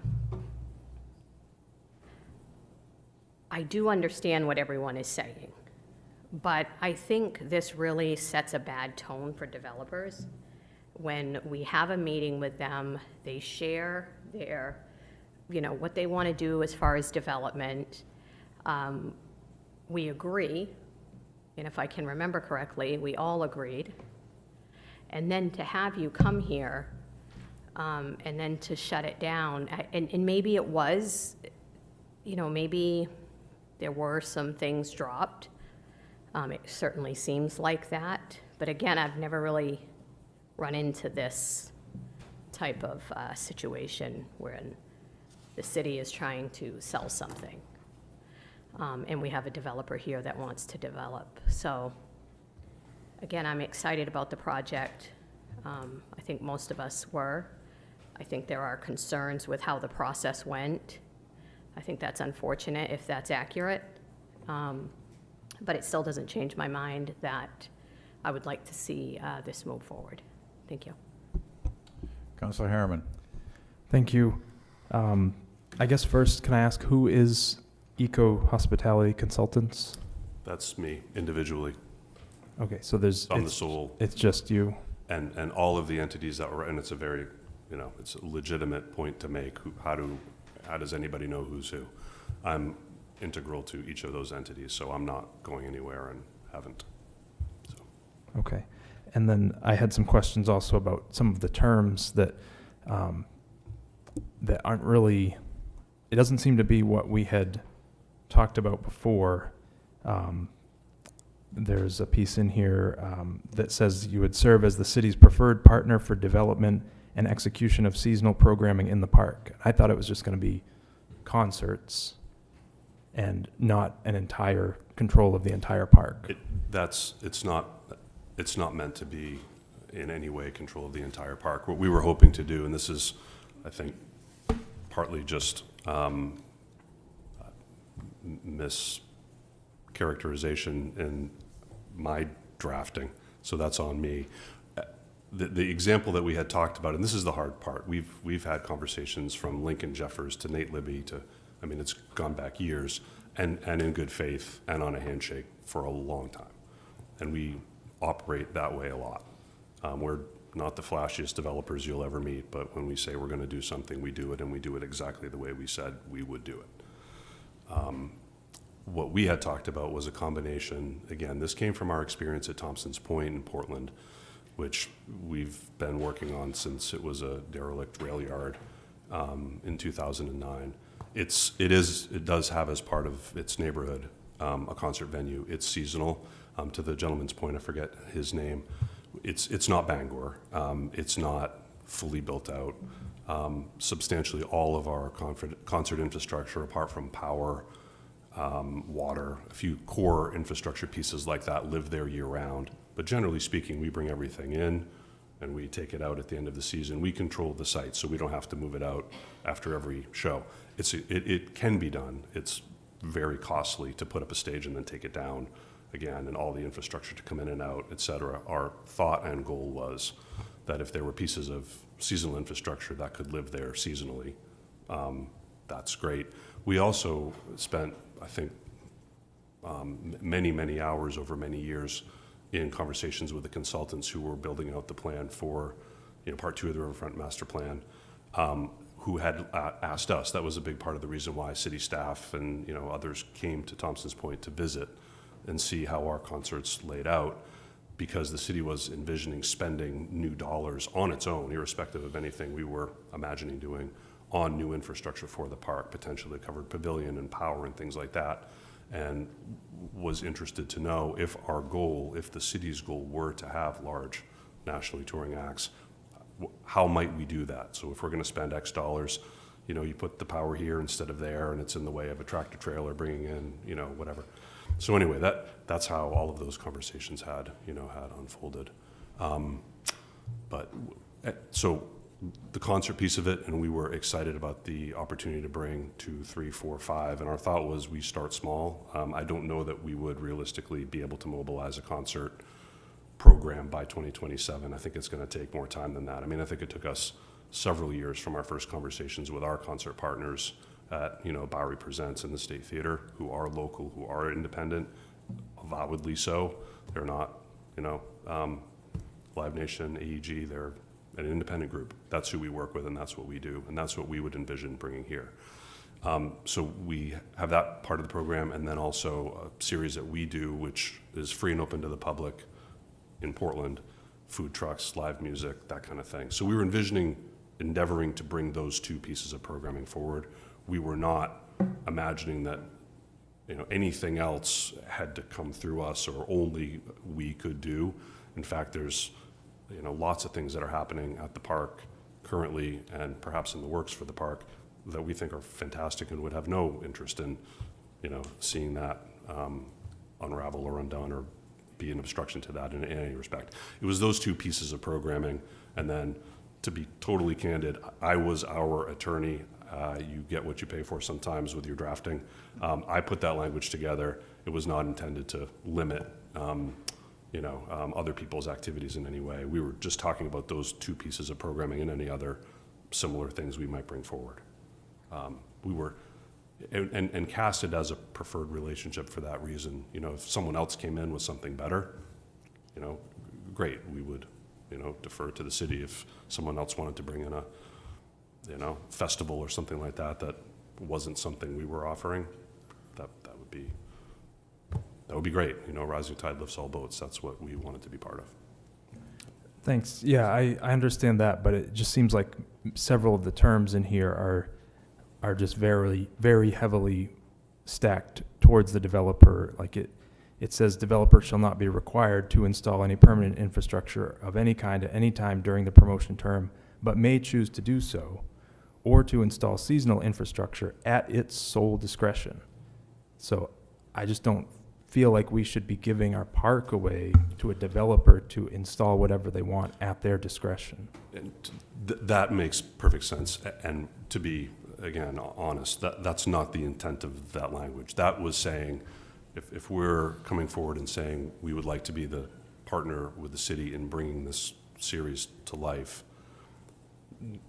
we wanted to be upfront in saying that doesn't mean that we would be expected from the outset to build permanent infrastructure for that purpose, nor would we be required to. But I mean, if we were to come forward and say we have, seasonal green rooms that we would like to bring and install in the park so that, several of the shows could utilize them, it was that kind of thing. We weren't looking to in any way, plant a flag and say nobody else can do anything here. That's not at all the intention. And for my part, to the extent that our drafting needs to be changed to reflect that is the intent, and that's perfectly fine with me to revise it accordingly. Okay. Yeah, I just think there are a lot of things in there. Like there's another. I mean, it sets up the occasion that it would be very difficult to use the park for anything else. Like it also says, developer shall have the right to leave selected concert infrastructure, including but not limited to stage, refrigerated container, portable toilets, temporary lighting, signage, including sponsor signage as applicable, in place for the duration of the season, with any cost associated with moving or relocating such infrastructure to accommodate other third-party events borne by others. So it sounds like basically you get the park, you get to build whatever you want and leave whatever you want there, and I just don't see that as being very conducive to the community using the park for any other use. That's a fair point. And that goes back, from my perspective to conversations we had with Lincoln and Nate back when about the goal being to have a substantial concert series that could be, a dozen shows in the summer. In order to achieve that, having infrastructure that doesn't come in and out with every show, generally you need to be able, it can be done in different ways, but we felt that was the model that would work in order to support being able to achieve that end goal. And so if the goal is to set ourselves up to have a couple, and that's the extent of the how we want to imagine what that concert partnership can look like, then we could do something very different. But if the shared intent, and we aren't interested to do it if there isn't shared intent, is to have something more substantial with multiple shows, 6, 8, a dozen over the course of a season, I think having the ability to have that kind of seasonal infrastructure is important. And there's a cost to purchase it, install it, move it. If I could add just a little bit to that, again, I think we would come back to council. My envision, I've been providing Chris with aerial photos. We want civil engineers getting things to scale, getting things laid out. We would provide options to the council. That would be something that we would like to provide more information in those community conversations. Some of this stuff has got to be, we've got to work on it. This is just a letter of intent that lays out the items that we need to work on. And from my perspective, laying this stuff on paper would be something that we would share with you and that we wouldn't feel comfortable approving unless, council weighs in on it, we get public process. So we have had those conversations. We are sharing aerial photographs. We are sharing what they're doing currently at the park right now. We don't want to impact that. There is conversations about the stage and how we're designing the stage. That's something that the city is doing. We want to create we're really getting into the weeds of the design at this point, but we really want to create some modularity there. One, to have the person that's performing the concert bring in the required items that they need. So if they wanted to build a green room or another room, they could do that. But at the same time, they could take that stuff out and we would show items that are permanent. There is going to be the intention of having a permanent stage there that the city is going to invest in. We just want to build it in such a way that it meets what we think would be the ultimate goal to maximize that site. And we would have, again, I think we would have site plans that would be part of that approval. And, perhaps even bringing it back to the planning board may be something we should consider. Thanks. I guess my point is that there are so many pieces in here that seem to need work, and there are pieces that are missing that I don't feel like we can really move on this tonight. There's just too many questions. That's it, Councilor Roy? Thank you, President. Three things for me that stand out. And first, before I get to those three things, I love music. I really, really want to see this here. I was just in Bangor, spending my money in Bangor a couple nights ago. Love the shows out there. Bangor started with a field and a mound, kind of like what we got, only probably a little bigger, right? But three things: presentation, timing, and transparency. Three big things for me. These weren't here with us.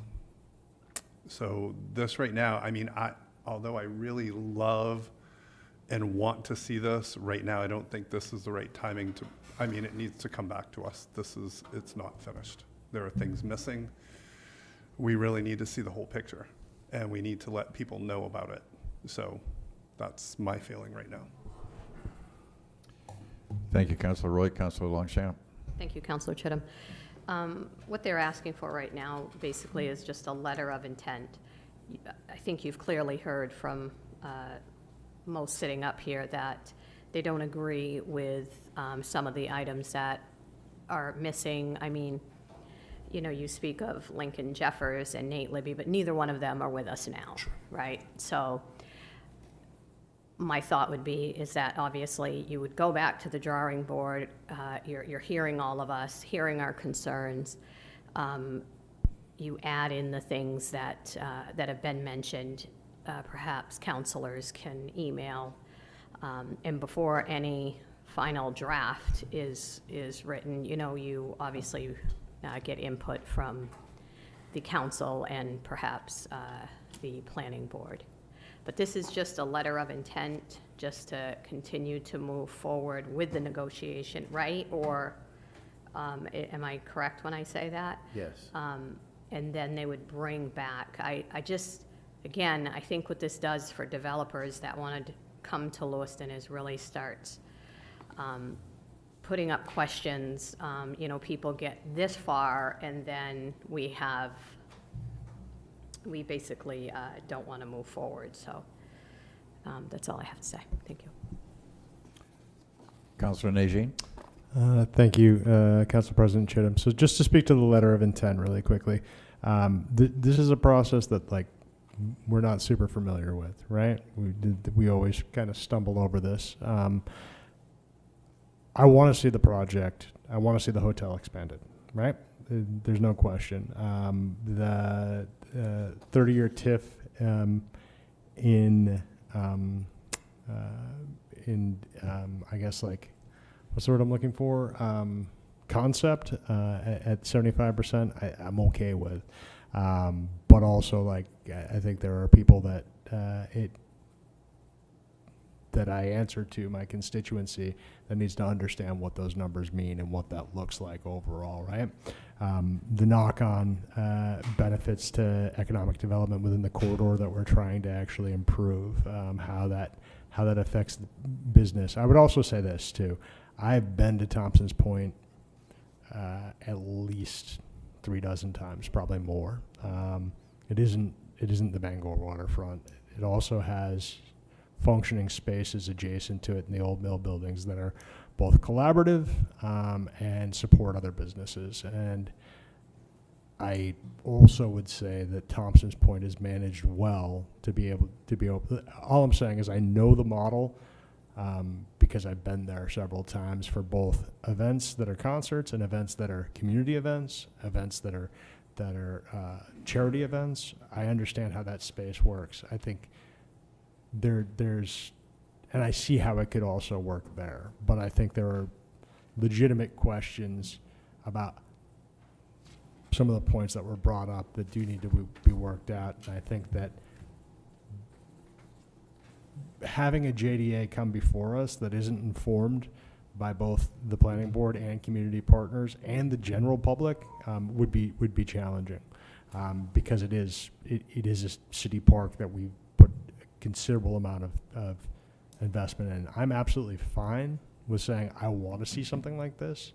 I'm not absolutely fine being like all of these terms are in here are what I want to see because I think there's a process there that we do need feedback from as well as the fact that I think the way we did it wasn't necessarily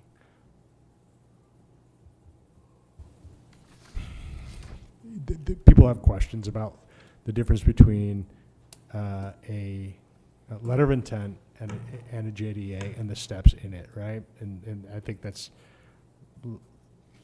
presentation worthy.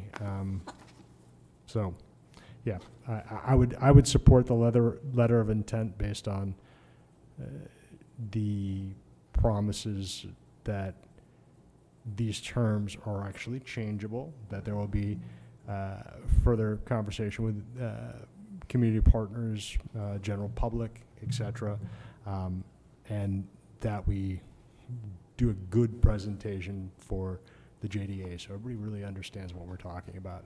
But I do think that this locks up that whole corridor and change it. It really changes the trajectory of the economic development in the city. Thank you, Councilor. I'd like to weigh in as Councilor from Ward 6, not as presiding officer, if everyone will accommodate that for me. I think you've heard tonight that there are some real concerns with the draft letter of intent. I do want to clarify for the folks at home and those who don't speak the language, JDA is a joint development agreement, which has yet to be developed, but that's what JDA means. I very much want to see development of this area. I like very much the vision that you bring to this, Mr. Thompson. However, I think it's premature at this point. I look at the letter of intent. I've heard the concerns of other members of the council. I share those. I think there's loose language in there. I think it is premature to bring this to us now. I do want to encourage you to go forward. You've been working with, and you've listed now 3 different directors of development and economic development here in Lewiston over the past, well, at least 3 years that we've had 3 different economic development directors. I think you alluded to the fact that 10 years ago you were discussing this. So I fail to see the urgency of acting on this tonight. I do want to encourage you and the Economic Development Department to proceed. I don't believe that you need the letter of intent to do that. I was very encouraged to hear that you want to have much more public involvement. The folks who are speaking in public really want to learn more about this and the plans. So my concern is that this is premature tonight, but I do not want to send the message that we do not want to see this project move forward, albeit with some of the concerns that have been raised tonight addressed in the meantime. I would entertain a motion to table this if someone wanted to make that. A motion to table it until what? Next meeting? The next meeting is July 21st, 2 weeks hence. Is that enough time? No? I can't answer that question. Mm. We're talking about public, excuse me, we're talking about public involvement, we're talking about public meetings, receiving input. I don't know. Someone else can have to answer that question, Councilor. How much time would you expect to need? Who am I asking? I was just giving you the motion that you asked for. I'm tired. I'm sorry. Thank you. If I could, is there a second to that motion? Motion to table? I will second that motion. So it's been moved and seconded to table indefinitely, but that is not the same as removing from the table. We want to see you back again, and I would look to you to see whether or not, and the administration to see whether or not 2 weeks is sufficient time to address some of the concerns that have been raised tonight. Councilor Longchamp. Should we vote to table this before we go any further? We're still, yes, talking about the motion. It's been moved and seconded. We will have a vote, but we want to have discussion on the motion to table. Was that it? Councilor Nagine? So the discussion right now is just discussion on the motion to table? Yes. Mm-hmm. I would not be in support of a motion to table based on the fact that this developer has been working with us for over 2 decades, and they're just simply asking us on whether or not we agree that we want to see a project come forward. Maybe not the terms specifically, but. Thank you. Councilor Herman? Thanks. I would be in favor of tabling. I don't know exactly how much time it needs, but I understand the point that this is a letter of intent, but we shouldn't be signing a letter of intent that contains terms that we don't intend to follow. So we need some time to at least have a new letter drafted that contains the things that we are looking for. I just don't know how much time that is. Councilor Martel? Yeah, and I just want to reiterate, I absolutely support this project, and I want to see it happen. I'm just trying to give you the time you need to answer some of the questions that we had up here tonight, but you will have my vote for this project when it comes. Councilor Roy? Thank you. Yeah, I'm excited about the project too. I just need some things ironed out here first. Councilor Harriman. Just a technical question. If it's tabled without a date certain, can we take the item back off the table at any time we want? Madam Clerk? So, Counselor, if I could be so bold as to recommend that the wording be to postpone to allow additional time to address concerns raised by council. And then that hopefully gives enough latitude for staff to determine when they're able to answer the questions and bring it back to council. Thank you for your wise counsel, Madam Clerk. Is that acceptable to you, Councilor? And to me as the seconder, yes as well. So the new motion is to postpone until the staff has had time to bring back recommendations. Any other discussion? Madam Clerk, call the roll Council from on the motion to table. Council from Ward 6? Yes. Ward 7? Yes. Ward 1? No. Ward 2? No. Ward 3? Yes. Ward 4?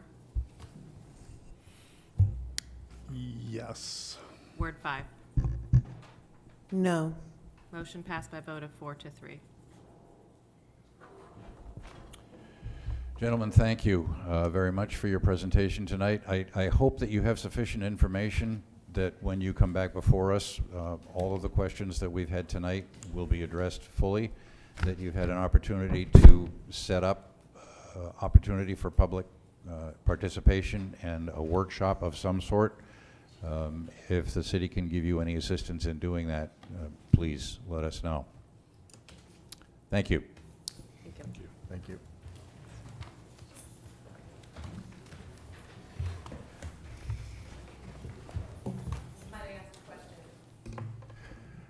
It's a little unusual, Madam Chair, but I'm going to accommodate your request for a question. Thank you. It's a technical question for staff, though I greatly appreciate the conversation and look forward to future pieces. Part of the request from Planning Board that you have provided that you have not received this evening, that we are saying clearly that you have, is the desire for an executive session and a discourse between the Planning Board specific to the red shop's disposition and not to the other items in terms of means of business between our two bodies. And I would inquire that we endeavor to schedule that in a way that precedes whatever date this item comes before. Because I think the concern is that your discussion tonight didn't technically include a disposition, and thus you are speaking to an intent and further bringing somebody who's trying to invest along a public road of which we have already said there are concerns and will be brought into public spaces unless we have an executive session. So I would just reiterate that, and if there has been any miscommunication between the two departments on the third floor or our two bodies as a result, I'm taking out the middleman and really requesting that publicly in this forum, that we seek to have the executive session about the disposition of the red shop. Thank you very much. Mr. Administrator, can we schedule an executive session before the July 21st meeting? We'll discuss with planning staff and council. Thank you. All right, that concludes the discussion on item 22. We'll move along to item 23. Madam Clerk.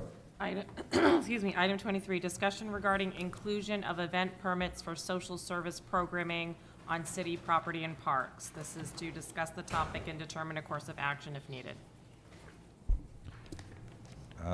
This is a request of Councilor Nagine. I'm going to ask you to open this up, sir.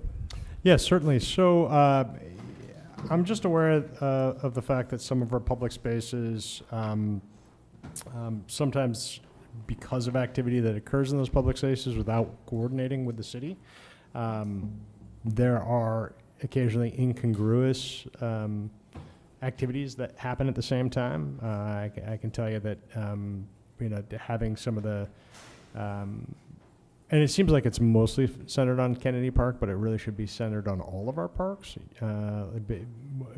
The uses that are currently unregulated sometimes compete against themselves and also compete against things like the pool, depending on the location, and also the skate park, Kennedy Park in particular. And so I would like to consider adding to the event permits any activity that's going to have basically 25 people or more, that is focused on the 5 general outline pieces that I put in, which were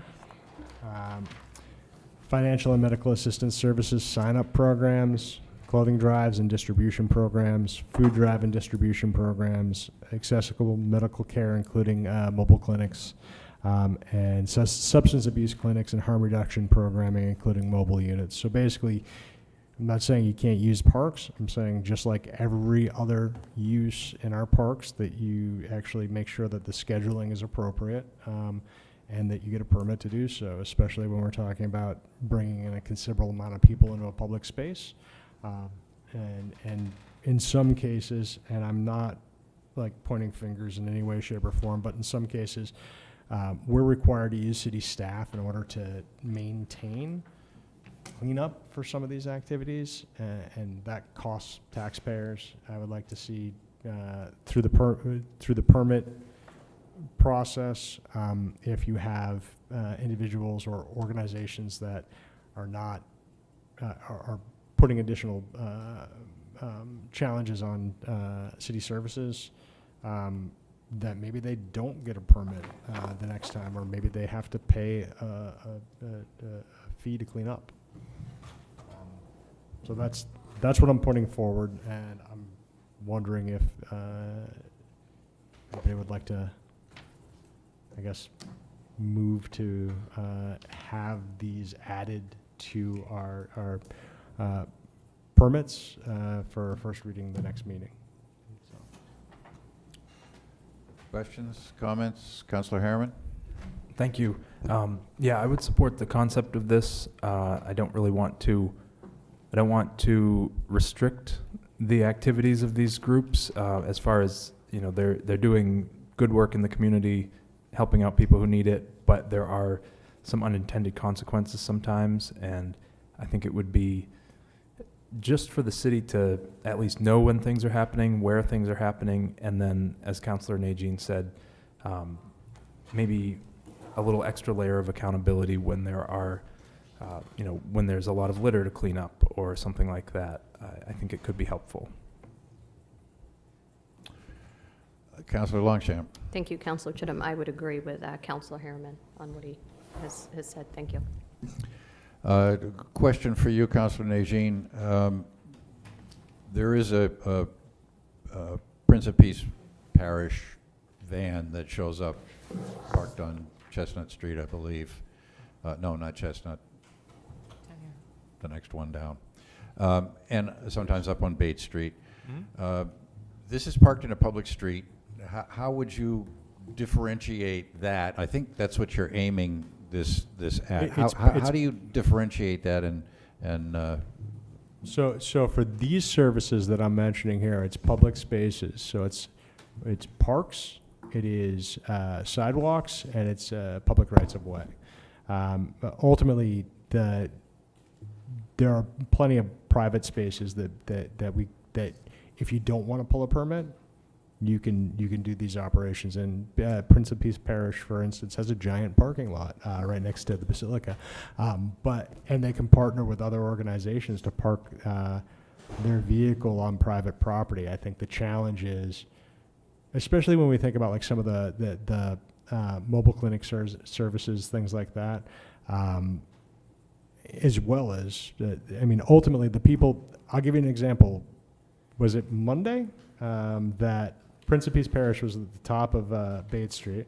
There was at the same time, I think a recovery center was having like a cookout right below that. And then there was somebody who was doing like a clothing handout at the same time. And so there was a whole bunch of people using the park for reasons that, like, for basically distribution of goods and services. And at like 4 o'clock, the park looked like it gone through like a tornado. So ultimately, if you're going to be serving the public on public space for these reasons, I would like to see a permit.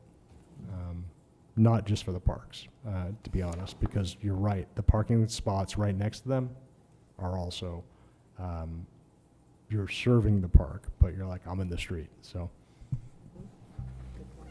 Other councilors wish to weigh in on this? Councilor Roy? Thank you. I'd probably, I like the idea of this cleanup, especially. Like, it shouldn't be on the city to clean this up, right? So I think the organizations or the organizers of what's going on, they should be responsible for the cleanup and all that stuff. The city shouldn't. But again, knowing where people are and what they're doing and all that stuff is a good thing. So.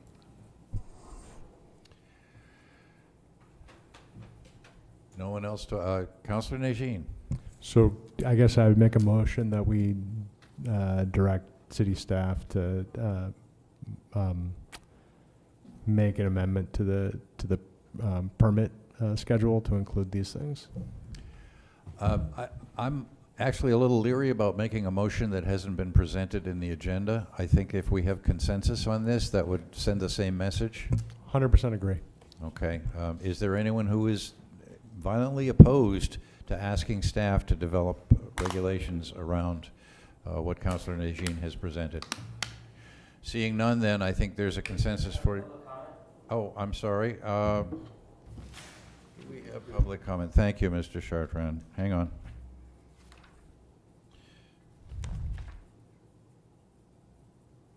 Does the council wish to have public comment? I don't believe it's called for. There's no action to be taken. I see no issue with it. No one has a strong objection. Go ahead, sir. Martin, Chartrand Ward. I think this goes down a slippery slope. I see the pros to it. I see the reasons for it. I also think it's, one, I don't want to see disincentivize people who are trying to support the community. I also think that it gets to a slippery slope of regulating what people do in the park a lot, because in some cases there's organizations that do stuff, but in some cases it might not even be an organization. It might just be a group of people who care and want to offer some support to the unhoused or that kind of thing. And so I would hate to see it become so bureaucratic that those people have to get a permit to go out in the park and share some information or share some goods. I do agree on the having some accountability about cleanup. I would support that, and maybe there can be some kind of process where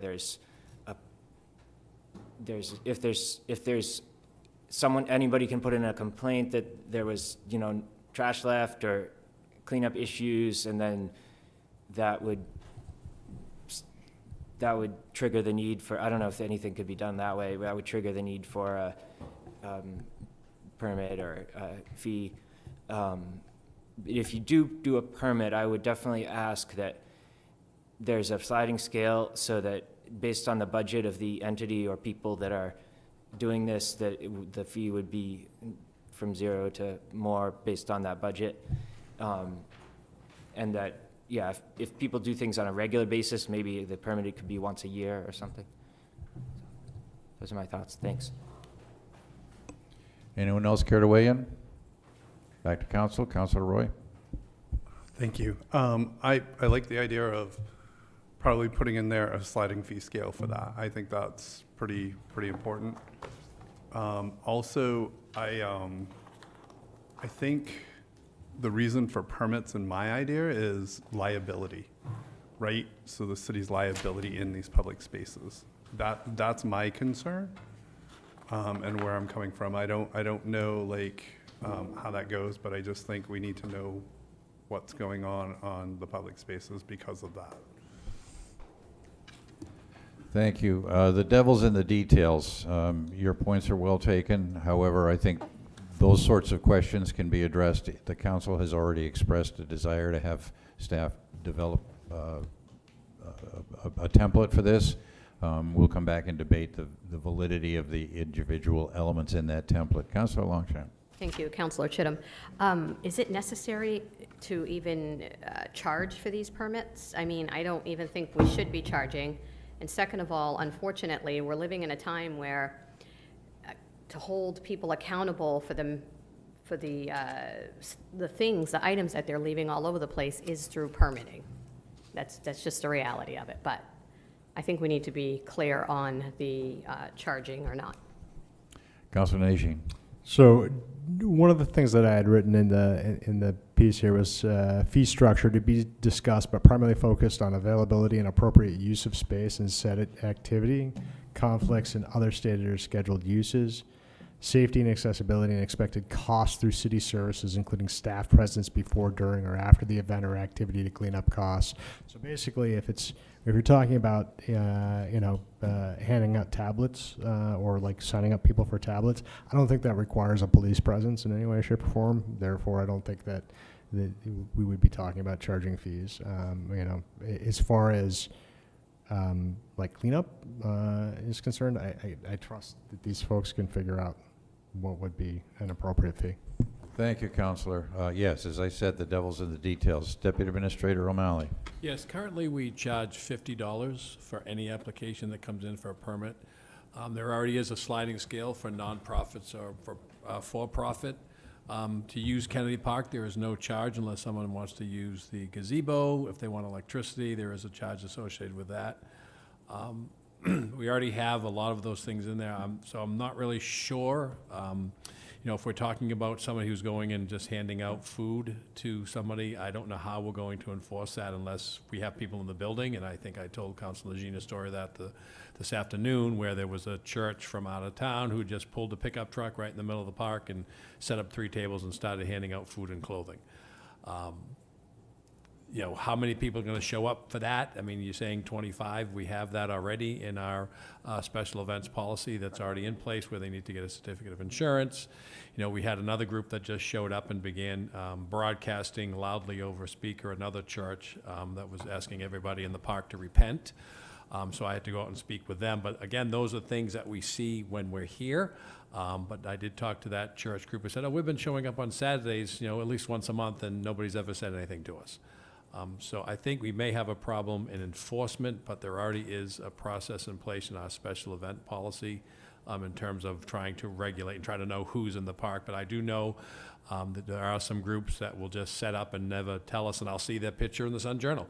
And I'll check that they've never applied for anything, and they're handing out turkeys and having a Thanksgiving meal, and they're setting up tents in the park, and they've never come to the city to get any type of application.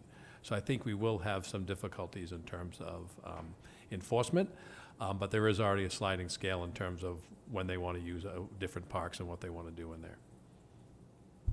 Thank you. Councilor. So that begs the question, do we have an ordinance that fines people for unauthorized use of parks?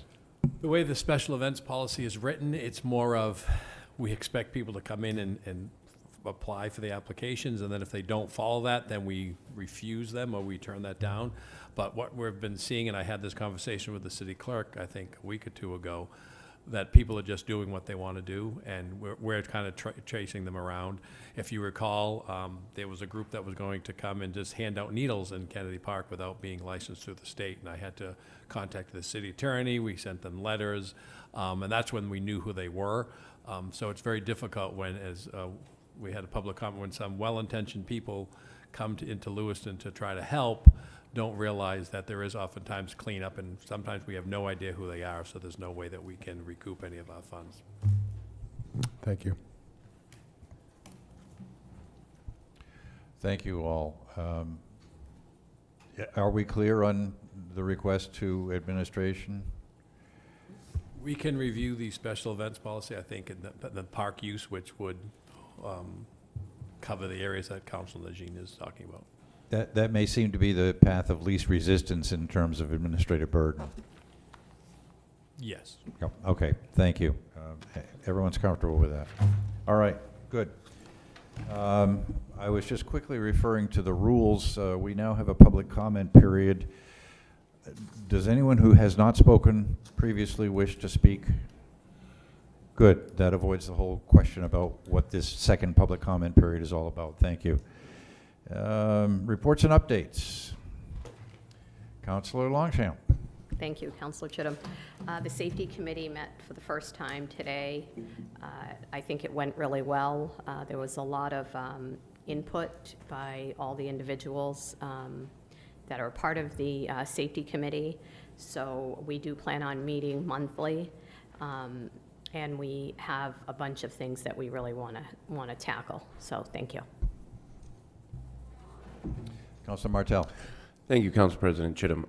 As the City Council representative to the Lewiston Seniors Advocacy Council, I want to recognize fellow member who's here with us tonight still, Louise Sampson, for her many years of robust advocacy for the much-needed development of senior housing in Lewiston, including the Martell School project.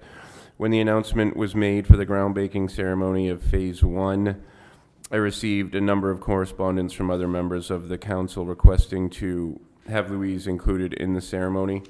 So I just wanted to recognize her here, but I will be making a formal request to the council and to Lewiston Housing Authority to recognize her considerable efforts with including her in the groundbreaking ceremony. And we hope that they will be engaged and willing to do so.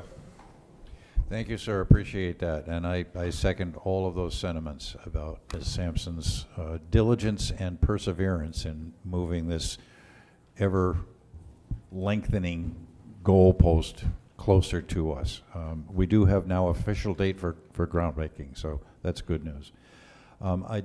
Anyone else? There was mention made earlier about transit considerations for the Seniors Plus facility on Mollison Way. I have a meeting scheduled with folks from Seniors Plus and Larry Allen, who's the director of the CityLink bus service, scheduled for next Monday, and we will be talking about that very topic. Anything else? Gee, it's still Tuesday, and Can we think of something else to drag this meeting out? I'm sorry? Say that again? New business. Oh, new business. Well, yeah, there's another thing. Any other new business? Oh, wait, what's the next thing you have? New business. That's the last thing? That's the last item. Okay. Yes, ma'am. Thank you. I was just wondering if we could get an update from administration regarding the third floor and the progress on the reorg. Yes, thank you. So as many of you probably know, there has been interest and an effort by at least a couple on the council to potentially bring back to the council consideration of funding the economic development director. I was told to sort of hold until we had that brought back before the council. There's been, I know, some legal advice given that's maybe changed that. So we have not been able to, we'll say, press go on anything because we've been unsure of the level of funding that we may be working with, and we certainly don't want to start moving positions, rebranding things, only to find out we have a different level of funding or a different position added to that. So we would like to get moving on this ASAP for sure. So it's really just been a matter of determining what we have to work with and not wanting to obviously backtrack if that were the case. Very quickly, if it's okay, and I will be very quick, the Sun Journal had asked me shortly after we had decided on the 5 vote to reorg the third floor, basically what my thoughts were. Although it was never published, I would just like to share here.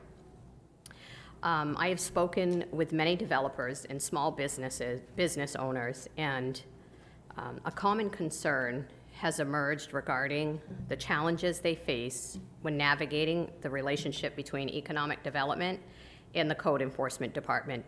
Many feel that the current structure can create unnecessary barriers when trying to understand licensing requirements, zoning regulations, permitting, and building codes. Creating a more unified approach by bringing these functions under one umbrella would provide a true one-stop shop for residents, business owners, and developers. This model has been successfully implemented in many larger and highly successful municipalities. In some communities, economic development and code enforcement operate under a single director, while others establish a community development department that includes separate divisions for planning, code enforcement, and economic development, all reporting to the same leadership. This structure promotes consistent goals, improved communication, and more streamlined development process.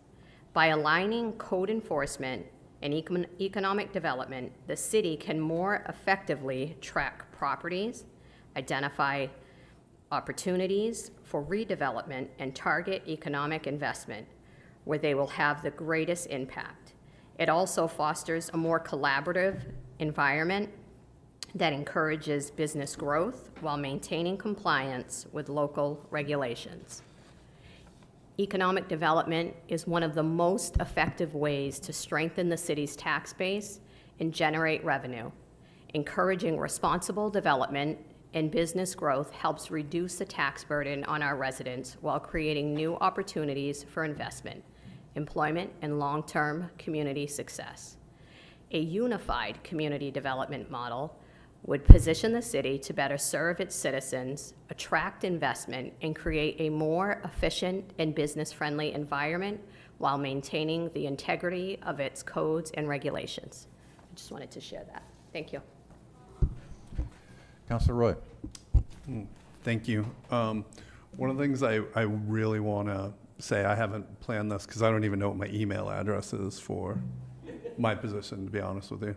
But what I'd like to do is I'd like to have people email me thoughts and ideas about how we move forward as a city for what's going on. Like, I would love people to talk to youth, find out ideas. I don't want to, I just want ideas because I want to try to move these ideas forward. And I really want people to be heard, because we don't have all the answers up here, and we never claim to. But I really want to listen. I'm really concerned, and I really want people to reach out. So talk to our youth, talk to your kids, talk to your grandkids. Email me. Anybody know my email address? Please. mroy@lewistonmaine.gov, or email any one of your ward's reps, please. We really want to work with everybody, and that's my plea right now. Thank you, Councilor Roy. I wholeheartedly second that. Councilor Nagine? I'm sorry, I just wanted to follow up on the piece that Councilor Longchamps brought up. So, supermajority of council removed a position that we're currently trying to fund. Is that correct? I will answer that. Yes, I believe the council acted hastily at the 11th hour in removing that position. I believe that the city administrator has always had the ability to reorganize any department or any series of departments within the city. My feeling is that for Lewiston not to have a director of economic development is short-sighted, and I have been moving heaven and earth to try and figure out a way through the limitations of our charter and our council rules to make that happen. Against the will of the supermajority of the council. I'm a member of the council, and I feel that the council made an error, and for me to sit quietly and not do anything about that is a dereliction of my responsibility. This is why the city doesn't think we're transparent and doesn't trust us, because decisions like this are made. Decisions like this are made. Decisions like this are made behind everybody's back. You came to us and you asked me, I don't know about anybody else, if we would second a motion, and we said no, we didn't want to do that.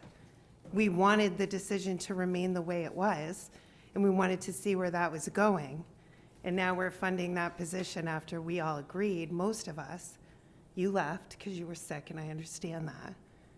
But this is the underhanded stuff that the city is sick of. Our constituents are sick of this. Thank you. Councilor Martel? I'm going to agree with Council Noble here. This is exceedingly arrogant, Councilor President. We are a body. We voted as a body in public, in session. I really don't care how much you don't like it. It does not mean a damn thing to me. I hated when we passed the ICE ordinance. It made me sick. I didn't go run around trying to undo everybody else's work. And to think that you have either the power or the right to do that is just abhorrently self-centered and egotistical. And it just goes right along with, I suggest we ignore the charter, or all these, you just alluded to it again. I'm trying to find whatever possible way I can with the charter rules and so that you can undo something a supermajority did in open session. Stop. I co-sign everything Councilor Noble just said, plus some. It's embarrassing. And I alluded to that in an email back to you when you expressed to the council how much you thought we messed up by voting in a way that you didn't agree with. That's true. Unfortunately, your vote counts equally as much as the rest of ours. And that's it. Not more, not less. You should consider that. Thank you, Councilor. Anyone else? Councilor Longchamp. I would ask Councilor Chittum that you stop investigating where you can find more funding for that. Again, exactly what our other councilors have said, and I'm asking you tonight that you stop doing that. You let our city administrator reorg the third floor with the intent of using one of our directors to then also direct the economic development team. So I would ask that you do that so we can move forward with the plan that we have already put forth. Would you be willing to do that? The council has made its views very clear tonight. As I said, I believe that the decision was made in haste at the 11th hour. I think it was a wrong decision. If the council is reaffirming that decision tonight, that it does not want Lewiston to have an economic development director, it does not want to fund the position, I've got other battles I can fight. This one was very important to me, and I felt honestly that the council had erred, and it made that decision without due forethought and without due deliberation. So, yes, I will back off an attempt to right what I think is a wrong. What an insult to your fellow councilors.